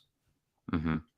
Yeah, I do agree with that. I do agree. I mean, he can do more. He can extend the play. He can do a lot of things that really help you out a lot. So I agree. I'm hesitant about the overall trajectory of their team. Not that it's not upwards, because it's kind of impossible not to be, but I would like it to be a steeper incline than what I've seen so far. All right, Jalen Carter, I like that pick. I agree with you about the 3 tech and its necessity in that defense. I also think that a really, truly dominant interior player, even if they take a couple of years to develop, are very rare. So I like getting that player. Will Anderson also makes a ton of sense for the Seahawks. Again, I agree with you. If they're getting a player like that, and they still have another pick later in the draft, that's a huge win for them. The Lions, that is a bit more questionable. I'm curious to see what CJ Stroud looks like in the playoffs, and I'll kind of wait to comment on that a little bit, because we've talked about it a lot on the show, or you guys have talked about it a lot. The level of competition for Ohio State this year hasn't been spectacular. So I want to see what he does against whoever else he plays, however many games they make it through. So I'll hold off on that just a little bit.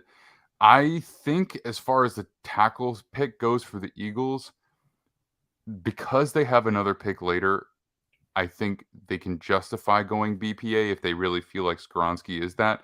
But I think if they really like one of the better rated edge players who are still here, whether that be Miles Murphy or not, I think that's where I would lean for them, because even though they've got a good rotation, I don't think they have any single guy who's kind of a, a, a monster, and it's a good tackle class. So I think I would be more comfortable going edge early, perhaps. But again, this is without doing a super deep dive and then taking a future tackle with my second first round pick or a later pick potentially, just because Lane Johnson, he's older, but he's still playing well. And I understand being proactive, but I'm not sure you need to use a top 5 pick to be proactive there. So that's just one comment. I think Will Levis is a fine there because I just haven't done a deep dive into him myself. But the Panthers desperately need a quarterback. And I will say that I promise you, if this is how it were to unfold, the Jaguars here at pick 7 are definitely going to be disappointed that Skoronski went at 5, because yes, they do need secondary help, but I think they would like to improve their offensive line, and that would be like quiet disappointment in the draft room if that were to unfold that way for the Jags at pick 7. But so far, I like a lot of them, but Skoronski's kind of the one I would point out where I think not just what I would do, but also predictively what I think they might do differently. Yeah. I just don't. We'll talk about Murphy, but I'm not as completely sold on him as a prospect, but he's definitely a good player, and I wouldn't be surprised if he went 5th. I just think it's funny. There's an interesting corollary here with the young Carter Anderson at the top and Kyler, Bosa, and Quentin Williams. It's going to be similar, in my opinion. Yeah, actually, it is a great one, and I think that you could have made the argument for Quentin Williams to go 2 and Bosa 3. I think a lot of people made that argument, and obviously Bosa was more immediately impactful, but and I don't think Carter is going. It's kind of the opposite. I think he's the more impactful one, and Anderson has the higher ceiling eventually, in my opinion. All right. Yeah. I mean, anyway, I like the way that you've selected them so far up to this point. Okay. Jacksonville. Yeah, so O-line would have been a discussion point. I wouldn't be shocked if they just brought back Jawan Taylor if this were the case, and they were like just hoping to kind of tread water and maybe Walker a little as continues to develop. I don't know. There are options later in the draft too.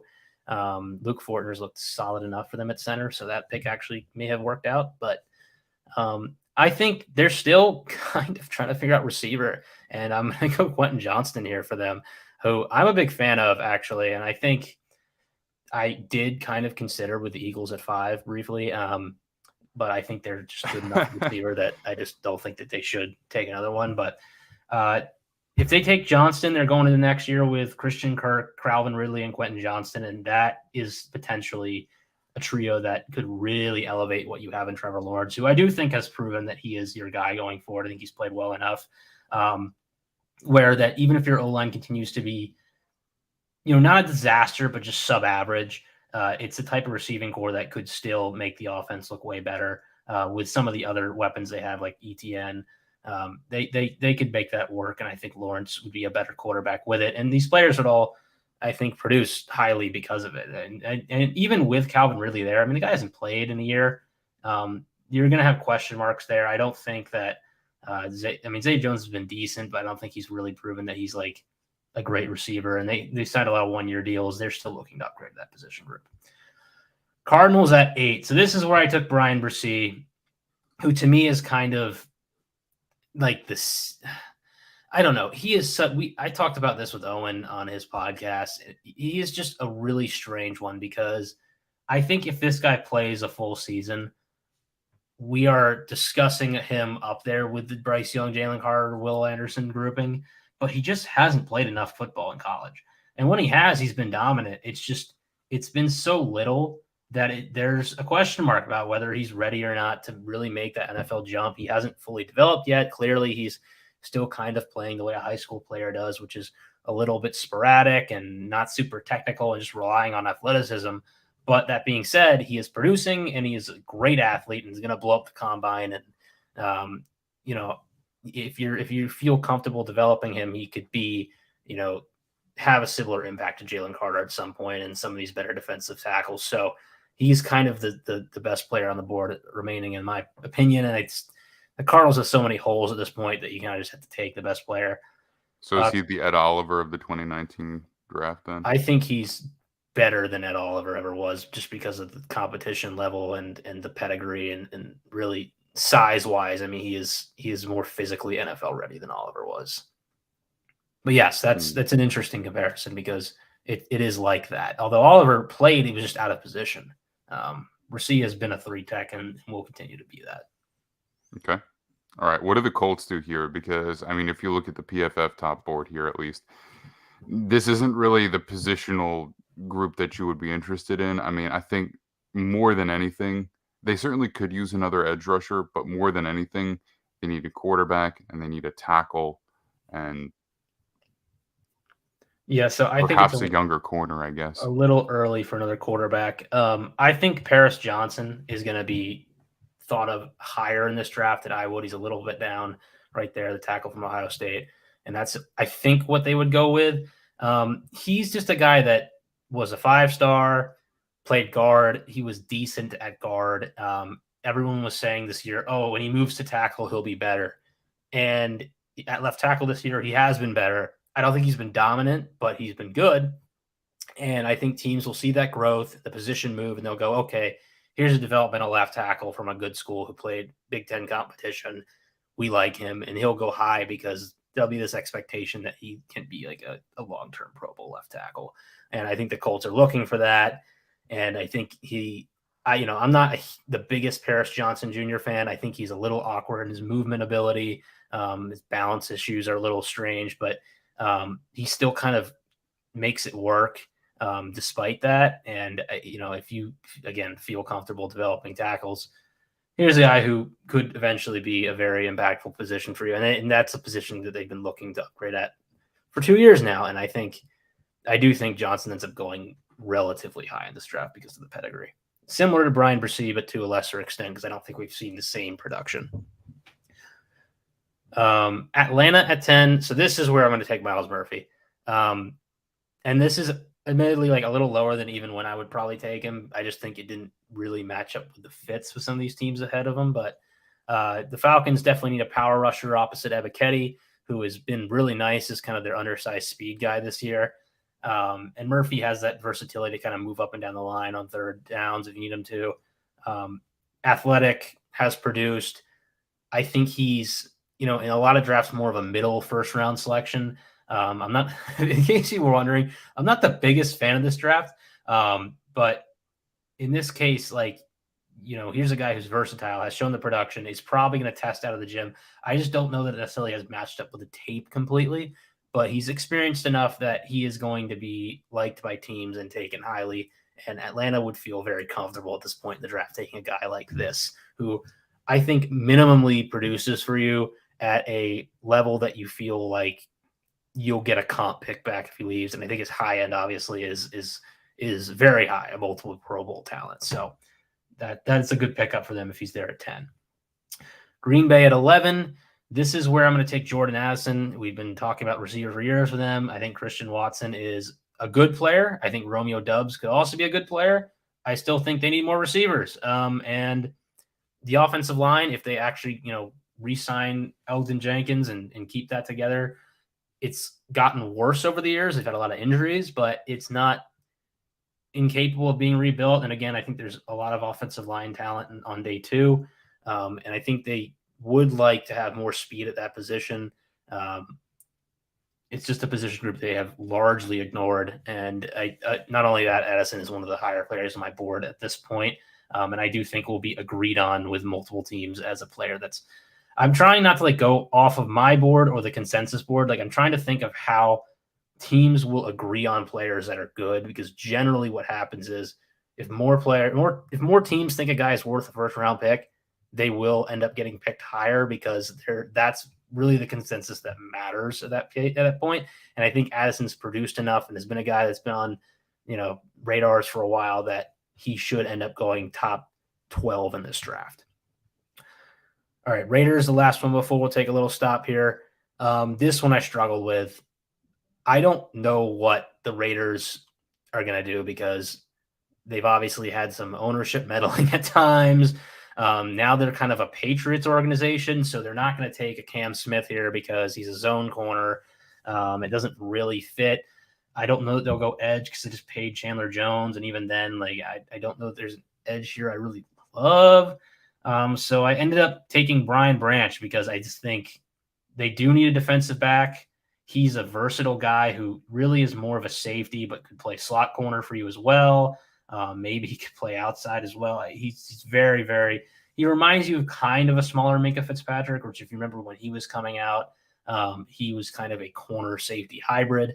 And the Raiders just need any defensive back seven players they can find at this point. And with the Patriots background, they like versatile guys who can play man.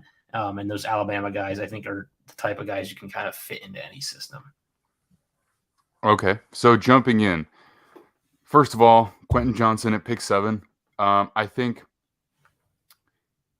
you definitely want to prioritize the development of Trevor Lawrence. I think that's really important for them if they're going to become anything. I think you can build a defense.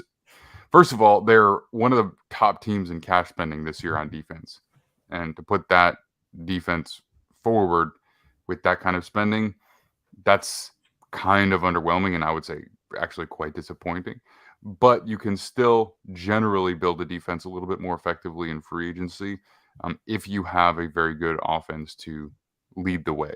So if that's what they're doing, this would be a pathway to do that. And then you hope for some development from some of the guys that they've drafted this past year to come in and kind of take over as the stars. I think we can say that we're a little bit underwhelmed with Travon Walker as the first pick up to this point. I think we could definitely say that Devin Lloyd has cooled off since a hot start. But you would hope that those guys eventually become stars on their defense, and then you can focus on wide receiver here. So if you're not looking at one of the top offensive linemen, I think that's a fine pick. Brian Bresee, I think they've got to do something on the trenches on either side. And if he's the best player available on the defensive line, and he's the best player available compared to any offensive lineman left, whatever is there, you've got to make that move. So that makes sense to me. Paris Johnson Jr., I'm fine with it too. Again, I would be absolutely lying to your face if I told you that I had major insights on any of the tackles so far to this draft outside of some of the basic stuff I've heard. But the Colts need a tackle. And if he's a highly rated one, they need to make that move. Miles Murphy is a good fit for Atlanta. So they haven't really drafted a defensive end with some power with this regime. Last one they took was back in 2020 before the shift. That was Marlon Davidson, and he's even hardly an edge player at all. He's really a tweener kind of guy. Mm-hmm. So it's a position that they lack right now, and it would be great for them to have another pass rusher. It's definitely something that they lack and is really holding back their defense. They've got AJ Terrell.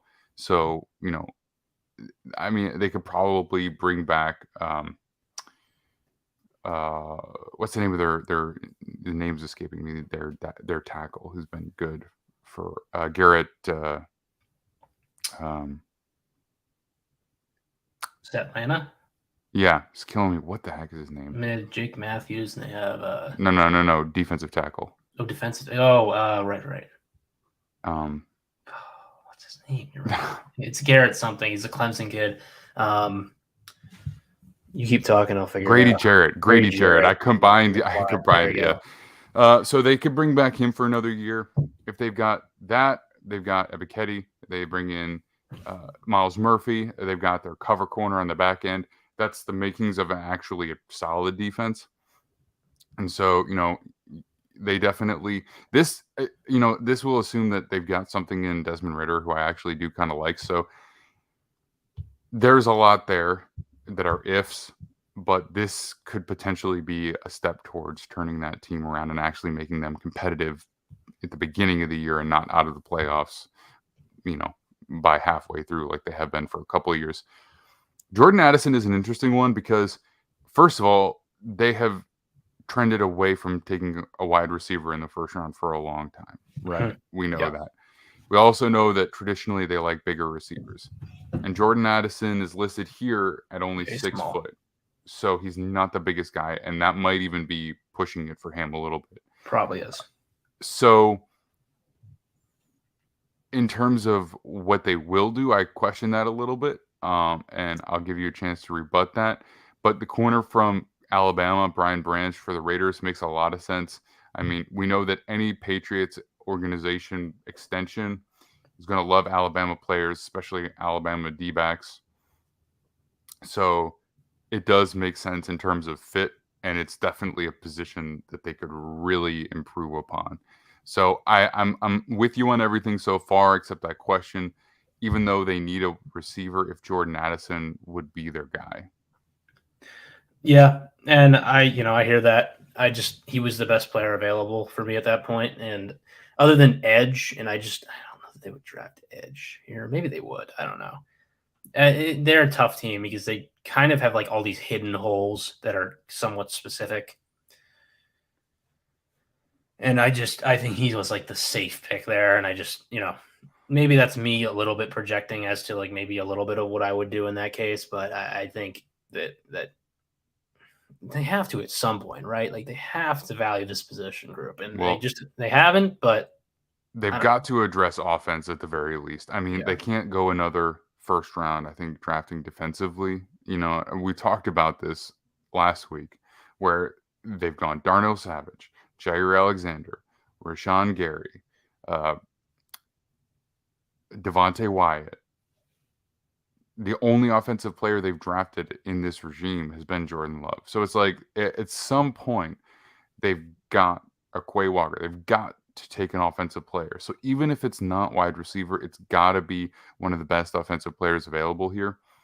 And if he really is by that wide of a margin, I think you can talk yourself into it at that point. Yep. All right. So let's move forward then with the Texans here again.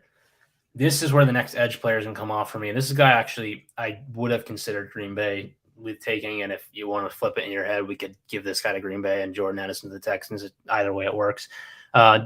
Jared Verse, who goes to Florida State, edge player, kind of has a guy who's popped off the radars late this year. He's going to test well. Almost a Brian Burns hybrid type, or similar comp. Comp him to Brian Burns. Let's do that. How about that instead of me just bumping my words around? Guy who comes from Albany. He played at Albany. Has worked his way up to Florida State and has really burst onto the scene this year as a pass rusher, especially the type of guy that you can trust on passing downs to get after the quarterback. Speed rusher first, has the necessary size and length, production, should test well. This is a guy that I think will only slide up boards further and further as the time goes on. And the Texans, just as we talked about, they're decent-ish at edge, but it's a valuable position, and they'd rather be good there than decent. So, and I think he's a guy who you feel very safe with taking at this point in the draft. Steelers are next. This is a team that I also really have a hard time figuring out what they're going to do year to year. And I gave them Kelee Ringo from Georgia, who I do think will end up being the first corner off the board. He's not my number one corner. I think there's a lot of projection with him. He's the guy I think in this draft that is kind of toolsy at the top, doesn't necessarily have a fit because in terms of scheme, because Georgia runs a lot of different stuff. But if a team wants a developmental corner who has this high end that a lot of other guys don't have, he has kind of the speed and physicality that, and some of the really like the highlights on his tape that no other players do in this draft. And I could see a team like Pittsburgh who needs corner help falling in love with that. They love, I mean, you've heard the Mike Tomlin quote about how he doesn't like to look at anything but, what a guy can be because the rest is just coaching. Kelee Ringo can be the best corner in this draft class. He just needs coaching. Lions are next. They need corner help as well. This is where Cam Smith comes off the board. I wouldn't be surprised if Cam Smith goes a little lower than this. I am very high on him. I have him as the 7th player on my big board. I think he's excellent. I think he's a guy who can play man and zone, physical, helps in the run game. Just in, you don't see many like 3-level help, 3-level impact corners. And this is like one of those guys who can help you in the run, can help you as like a nickel pass rusher, and coverage, can kind of play nickel or on the outside. The Lions will appreciate, I think, that, energy that he brings to the game and that high level of competitiveness. But they also need zone corners, and he is that guy, I think, that fits at the top of the draft in terms of that scheme. And I think that it matches up here with the value of that pick. Chargers are next. Another pick that I really struggle with because they could go corner here potentially. I don't want to go edge because I do think Mack and Bosa are going to be there later this year. Those are kind of the positions that are heavy here. So if you're not going to go edge or corner, Michael Mayer, I think on teams' boards, is going to be the guy who is like kind of the one offensive player that'll go in this range. And so I have them taking him as a tight end. I think he'll help out Justin Herbert. I think they need more plus upside on that, short passing game that they really, really had to turn to a lot this year because of, their inability really to get guys open downfield. They'd really like a Jordan Addison, I think, to be available at this pick, but he's not. Or another deep threat, which there hasn't really been another guy at this point that you want to take at this spot. Maybe there's another guy on a later pick, but Mayer's the type of dude as a safety valve who can kind of help you in the run game, catch an underneath pass, break a tackle. He has become my tight end 1 begrudgingly. I was trying to kind of keep Darnell Washington ahead of him, but I understand why people are higher on him now. He's an intelligent player who has athletic potential, just needs to develop into his own body a little bit. Still is kind of trying to figure out, I think, how to use his physicality to be a better tight end. And that development ability, I think, will not only help him, but help Justin Herbert kind of as a part of that offense and be an exciting one for the quarterback there. Patriots next. Another team that it's tough because there's not a lot of like man corners here that you love. There's some developmental guys that are interesting. I don't think they're going to want to go. This is like the corner edge range, really. Like I think you're going to see a lot of corners and edges go from like pick 12 to 25. And other than that, you're kind of looking at some very specific players. I end up going with Siaki Ika, who's a defensive tackle from Baylor, who I have remained high on throughout this draft. And I think other teams will as well, because he's just a different body type in this draft. If you're looking for an interior, specifically a nose tackle, a one-tech run stuffing guy who has some pass rushing upside, he's the only one, and that position has only gotten more and more valuable. We saw what happened with Jordan Davis last year. I think Ika is going to not test that well, but he's going to test well enough that I do think he rises up draft boards. And a team like New England would be happy to pair him with Christian Barmore long-term, as we've seen how important they care about specific roles in that defense and guys who can, fill ancillary pieces. And he is that for them. And as they like to go hybrid, they will run 3-4 and need a nose tackle, and they'll run 4-3 where they need just 2-3 techs. And he's kind of helps them fit that 3-4 when they need that. And then finally with Washington, another guy who I think just production wise, the way he's improved and grown and the size, and I think his athletic potential, which is still developing, Osiris Torrance, a guard from Florida. He's a guy who was at Louisiana with Billy Napier, was highly productive there at Louisiana Lafayette. And then what happened was he came to Florida this year and there was no drop off. In fact, he may have played better. And when you factor in the fact he's going in against SEC competition, to me, I think this is a guy that is going to slowly rise up draft boards as well, especially as long as this combine isn't a mess, which I don't think it will be. It's just a safe pick at an important position. A lot of teams need offensive line help. Washington, one of those teams who is very dependent on their ability to get push up front in the run game. And I think they're going to be looking for a player like this who is, again, 6'5", 300, listed at 345. I think he's probably smaller than that. But even if he's 330, stereotypical guard size, and the SEC production is huge.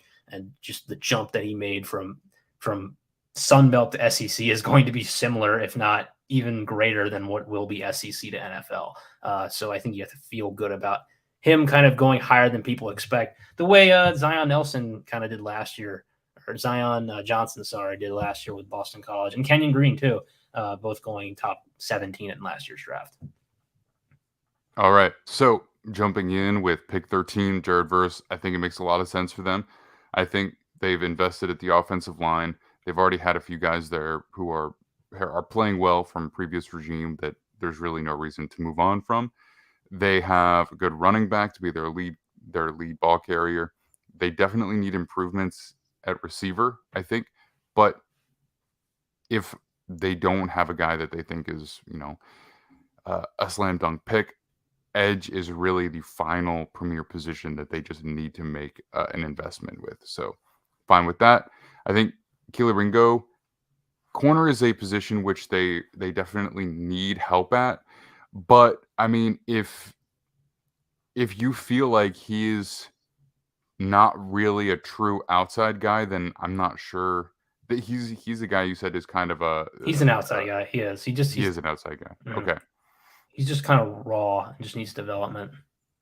Okay. So if that's the case, then I think it's a good fit. I will say that tackle is a major need for them. So if they go into this draft knowing they need both, they probably need to try and work at least one of them in free agency. And if this is how it goes, they better hope that they've already addressed tackle, because they've got to get better there. And I'll say Mike Renner says this a lot since we're using his draft board. Kind of, you want to use free agency to fill spots, and then if you can, best player available in the draft. This is not a pick 14 where you're feeling great about your tackle options.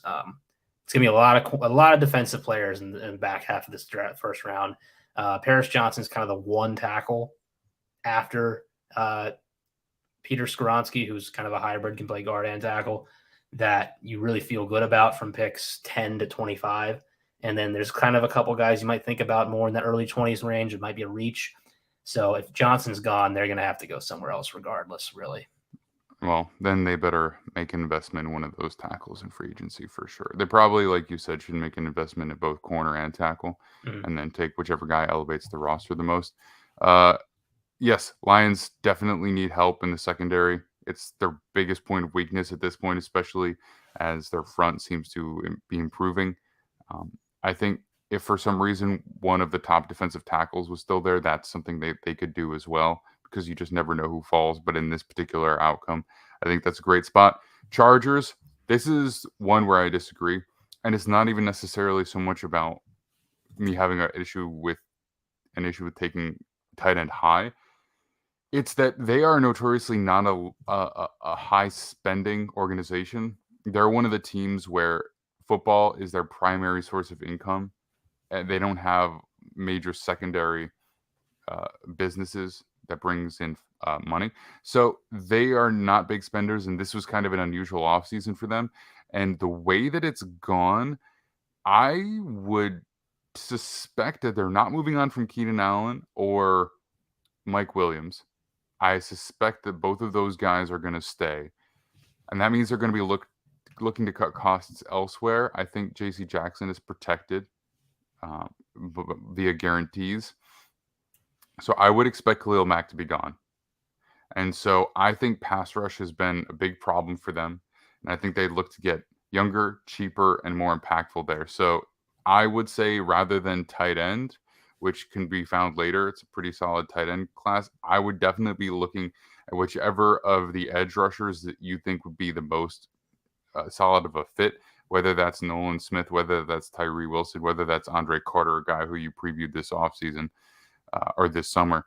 Whichever guy you think is the best fit, I do think that's where they would be more likely to go. Pair the young, inexpensive guy with Joey Bosa. So I'll let you respond to that here in a sec. For the Patriots, Siaki Ika is definitely a team fit in terms of the kind of players that they look for. I do think that receivers got to be something to be considered as well. I do think that Jackson Smith and Jigba is probably a real possibility there. I think they need that offensive to be. That offense has got to be better. Yeah, it has to be better. I wouldn't be. I think it's a good fit that he's going in the first round. You wouldn't be? Well, that's fine. I mean, there's got to be some other player that. There was a report this week that he is a second round and day 2 player on at least half the team's boards, and just not playing a full season is especially because there were questions on him already. Like, I was high on him, and I probably was higher on him the most. he's not a player that could afford to miss a whole season. It's not like I think people are comparing it to Jamar Chase, and it's not. This is not gone well for him this year, and I'm a little worried about it. I still have him as the next receiver off the board, probably around the range that PFF has him in the mid-20s. And I think that's where he ends up probably, but I wouldn't be shocked if other receivers are hopping him either. Okay, I mean, I can see that. I suspect that at least some of these guys here are going to boost up boards at some point in the offseason process, as you know, they hit the combine and hit Senior Bowl. I find it hard to believe that only one of these receivers is likely to go in the first round. It's just not going to happen. I think it would be quite surprising. We're at 2 right now, and just on my personal board, in the top 32, I have 4, which is not like completely crazy for like a weaker receiver draft, I think. Right. Okay. So 2. Sorry, but yeah. No, I mean, even so, I think we're gonna see some of these guys go. But regardless, I do think that Siaki Ika, he is a fit for the team. He's the kind of player that they would be like, all right, this fits what we want to do. We like this kind of guy, and it's something that not everybody else has. And then again, offensive line, interior, it makes sense for Washington. I will always fight a little bit against taking an interior offensive lineman this high in a draft,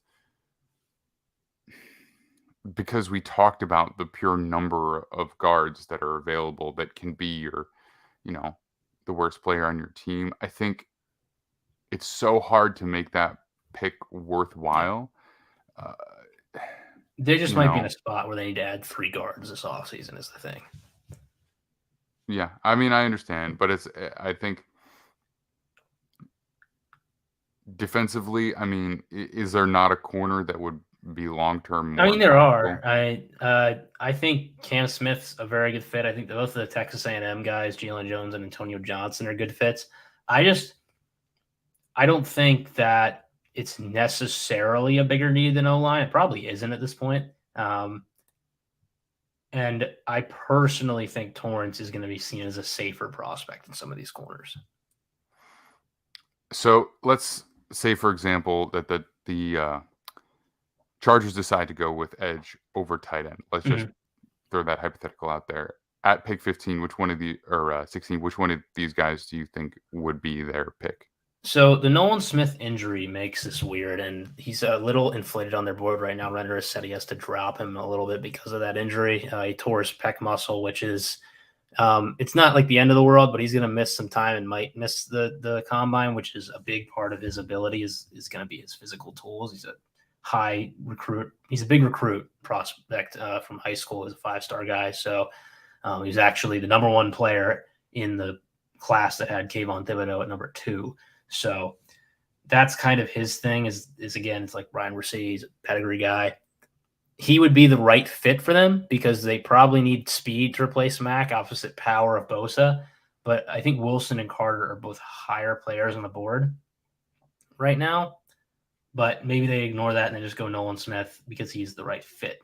But I think they could make an argument for any of these guys. And Carter, honestly, is such a freak athlete, in my opinion, and really Wilson is too. He's been compared to Travon Walker. You might just be able to go with any of these guys. And I guess because of that, I might say Tyree Wilson is probably the right guy to go with for them here.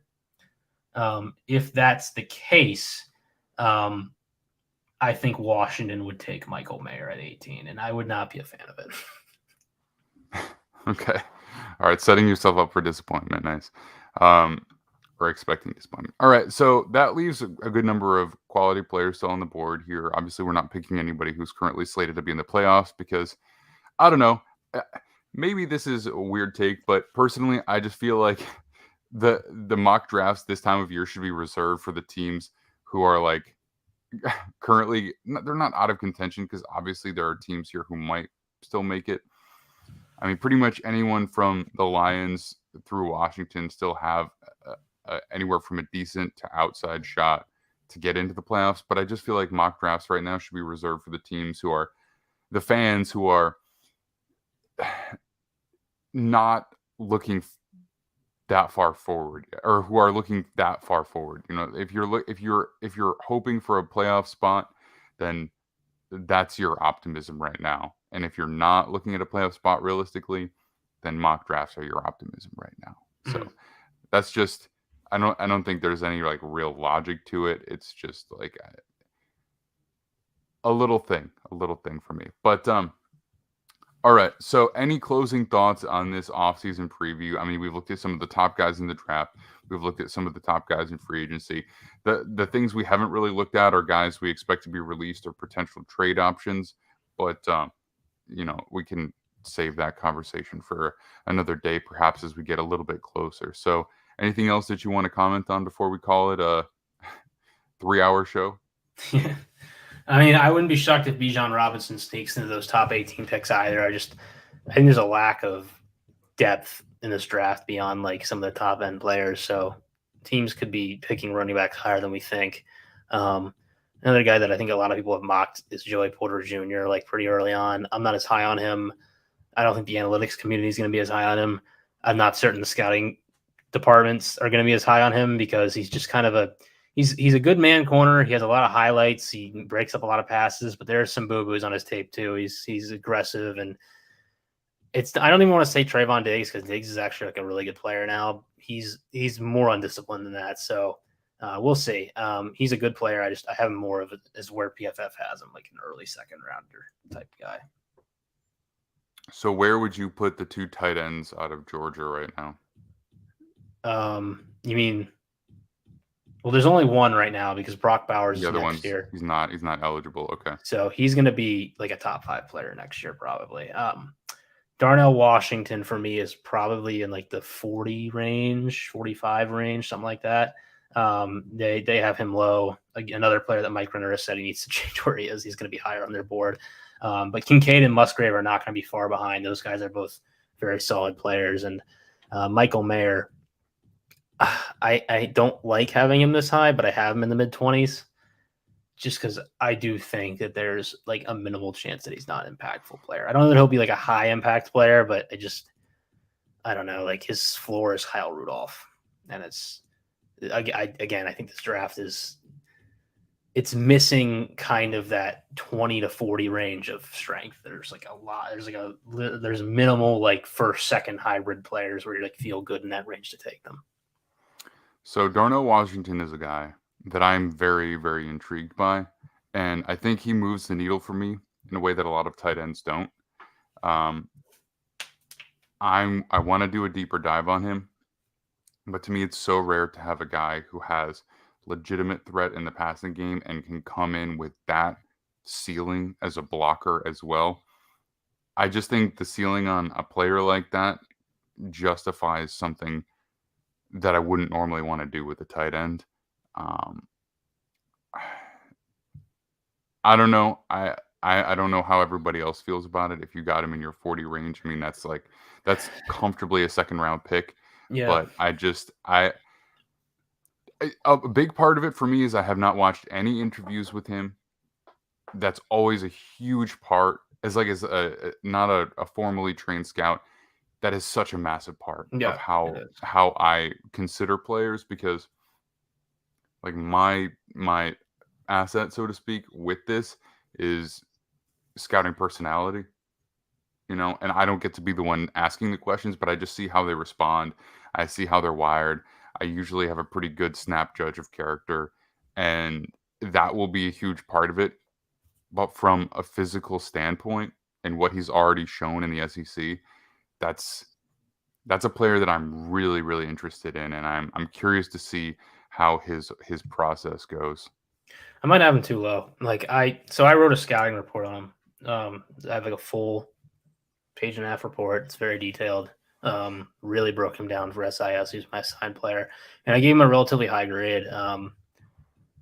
The pass catching thing is interesting. Like, what is he going to be?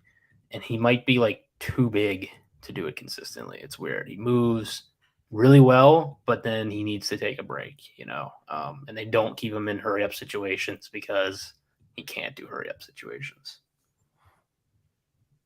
I'm curious to see if that can improve at all. I mean, Mhm. he has a pretty low body fat percentage just looking at him. You know what I Yeah, mean? That doesn't yeah. necessarily translate to cardio, endurance. But I do wonder once he gets to an NFL program if that could change a little bit. We have Yeah, I mean, seen it that might be. happen with guys, but again, a lot of that's going to have to do with his personality, how he's wired, and Yeah. what kind of guy he is. So Mhm. I want to reserve judgment till then. But I have a sneaky feeling that he might be one of my guys as the draft process unfolds. He definitely has the range of outcomes of that position that we talk about. That's valuable. It's just a position that we look at and we're like, we need you to do two very, very different things well. And how many guys actually do that? Right. Mhm. I think we look at Gronk, and obviously Gronk, he had great endurance. He had excellent pass catching skills, not just receiving, but like actual catching skills. He could do his catch radius was phenomenal. He could catch the ball from any different angle that he was falling or leaping. So I don't know if Washington is that kind of guy, but I just I think that the ceiling is up there, honestly. So if he can't play in 2 minutes, that's a big deal. But is that a Georgia thing, It could be a or is stamina Georgia thing, and like he needs to, work on a stamina, or they just don't like using him, or I don't know. Yeah, if the flashes, so I think he can be the best run blocker in the NFL at tight end right off the bat. If the flashes we see from him as a pass catcher can be consistent at the NFL level, he's going to be one of the best tight ends in the NFL. So it's just how consistent do we think it happens? And the question is he limited by stamina, his size, the type of routes he runs? And I think it's worth questioning based on the tape that I looked at. But, if he ends up in the right spot, he could really be dangerous. so he's the first guy that's really stood out to me in terms of of rarity. We talk a lot about guys Yeah. who have rare traits, and we have those guys every year. I don't think we have this kind of player almost ever. So I'm curious to see how that goes. And then other guys I'm really going to need to take a look at. I always like to take a good look at receivers. Um, always like to take a good look at corners. Um, quarterbacks, I mean, I like to see, I don't know. Quarterbacks are tough for me because a lot of them come from such a variety of offenses that I'm not as used to watching. But because I pretty much know what I'm looking at when it comes to NFL, because the range of offenses that we have is not that wide. But like I wouldn't know what some of the progressions are for some of these offenses that are just wildly different. So I don't. It takes a long time for me to really garner an opinion on quarterbacks, receivers, a little bit different because I judge the way they move and some like the refinement and some of the way that they cut and break, but and then obviously offensive line, I would not call that a specialty of mine by any stretch, but we have Kyron for that, fortunately. So, all right, man. I think that's going to do it for us today. Let's shout out Noah. Appreciate you. Noah Ashley, our producer, been hanging in there for us. Couldn't do this without you, man. And you can follow him at No Ashtray Sports on Twitter. And Nick, what about you, man? Yeah, you can follow me at this tag over here at Nicholas Sports as well on Twitter. That's where you're going to find most of my stuff these days. And you'll find me here on Thursdays and potentially more. So keep an eye out for Grant Heroics for that. Beautiful. And you can find me on Twitter at TheMaxD. We will be back Sunday to pick every game of the Week 14 NFL slate as we get closer and closer to the playoffs. That's going to get more and more heated. So looking forward to that. And of course, Kyron and probably Nick and I will be back Monday to recap all the NFL games. And probably Max Chadwick from PFF will be back to talk about the college football slate of bowl games, right? It's bowl game time. Yeah. Somebody just said something about Dan Snyder. What's going on? Should we stay live for just a second in case there's anything breaking? Yeah, wait 1 sec here. 1 second.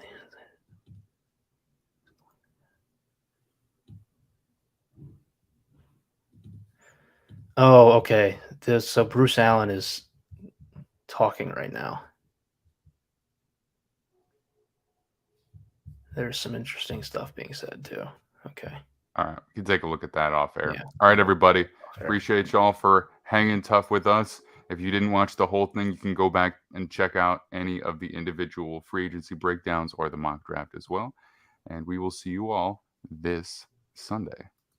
This podcast is brought to you by Gridiron Heroics Media. Check the mic and make sure it sound right, boys.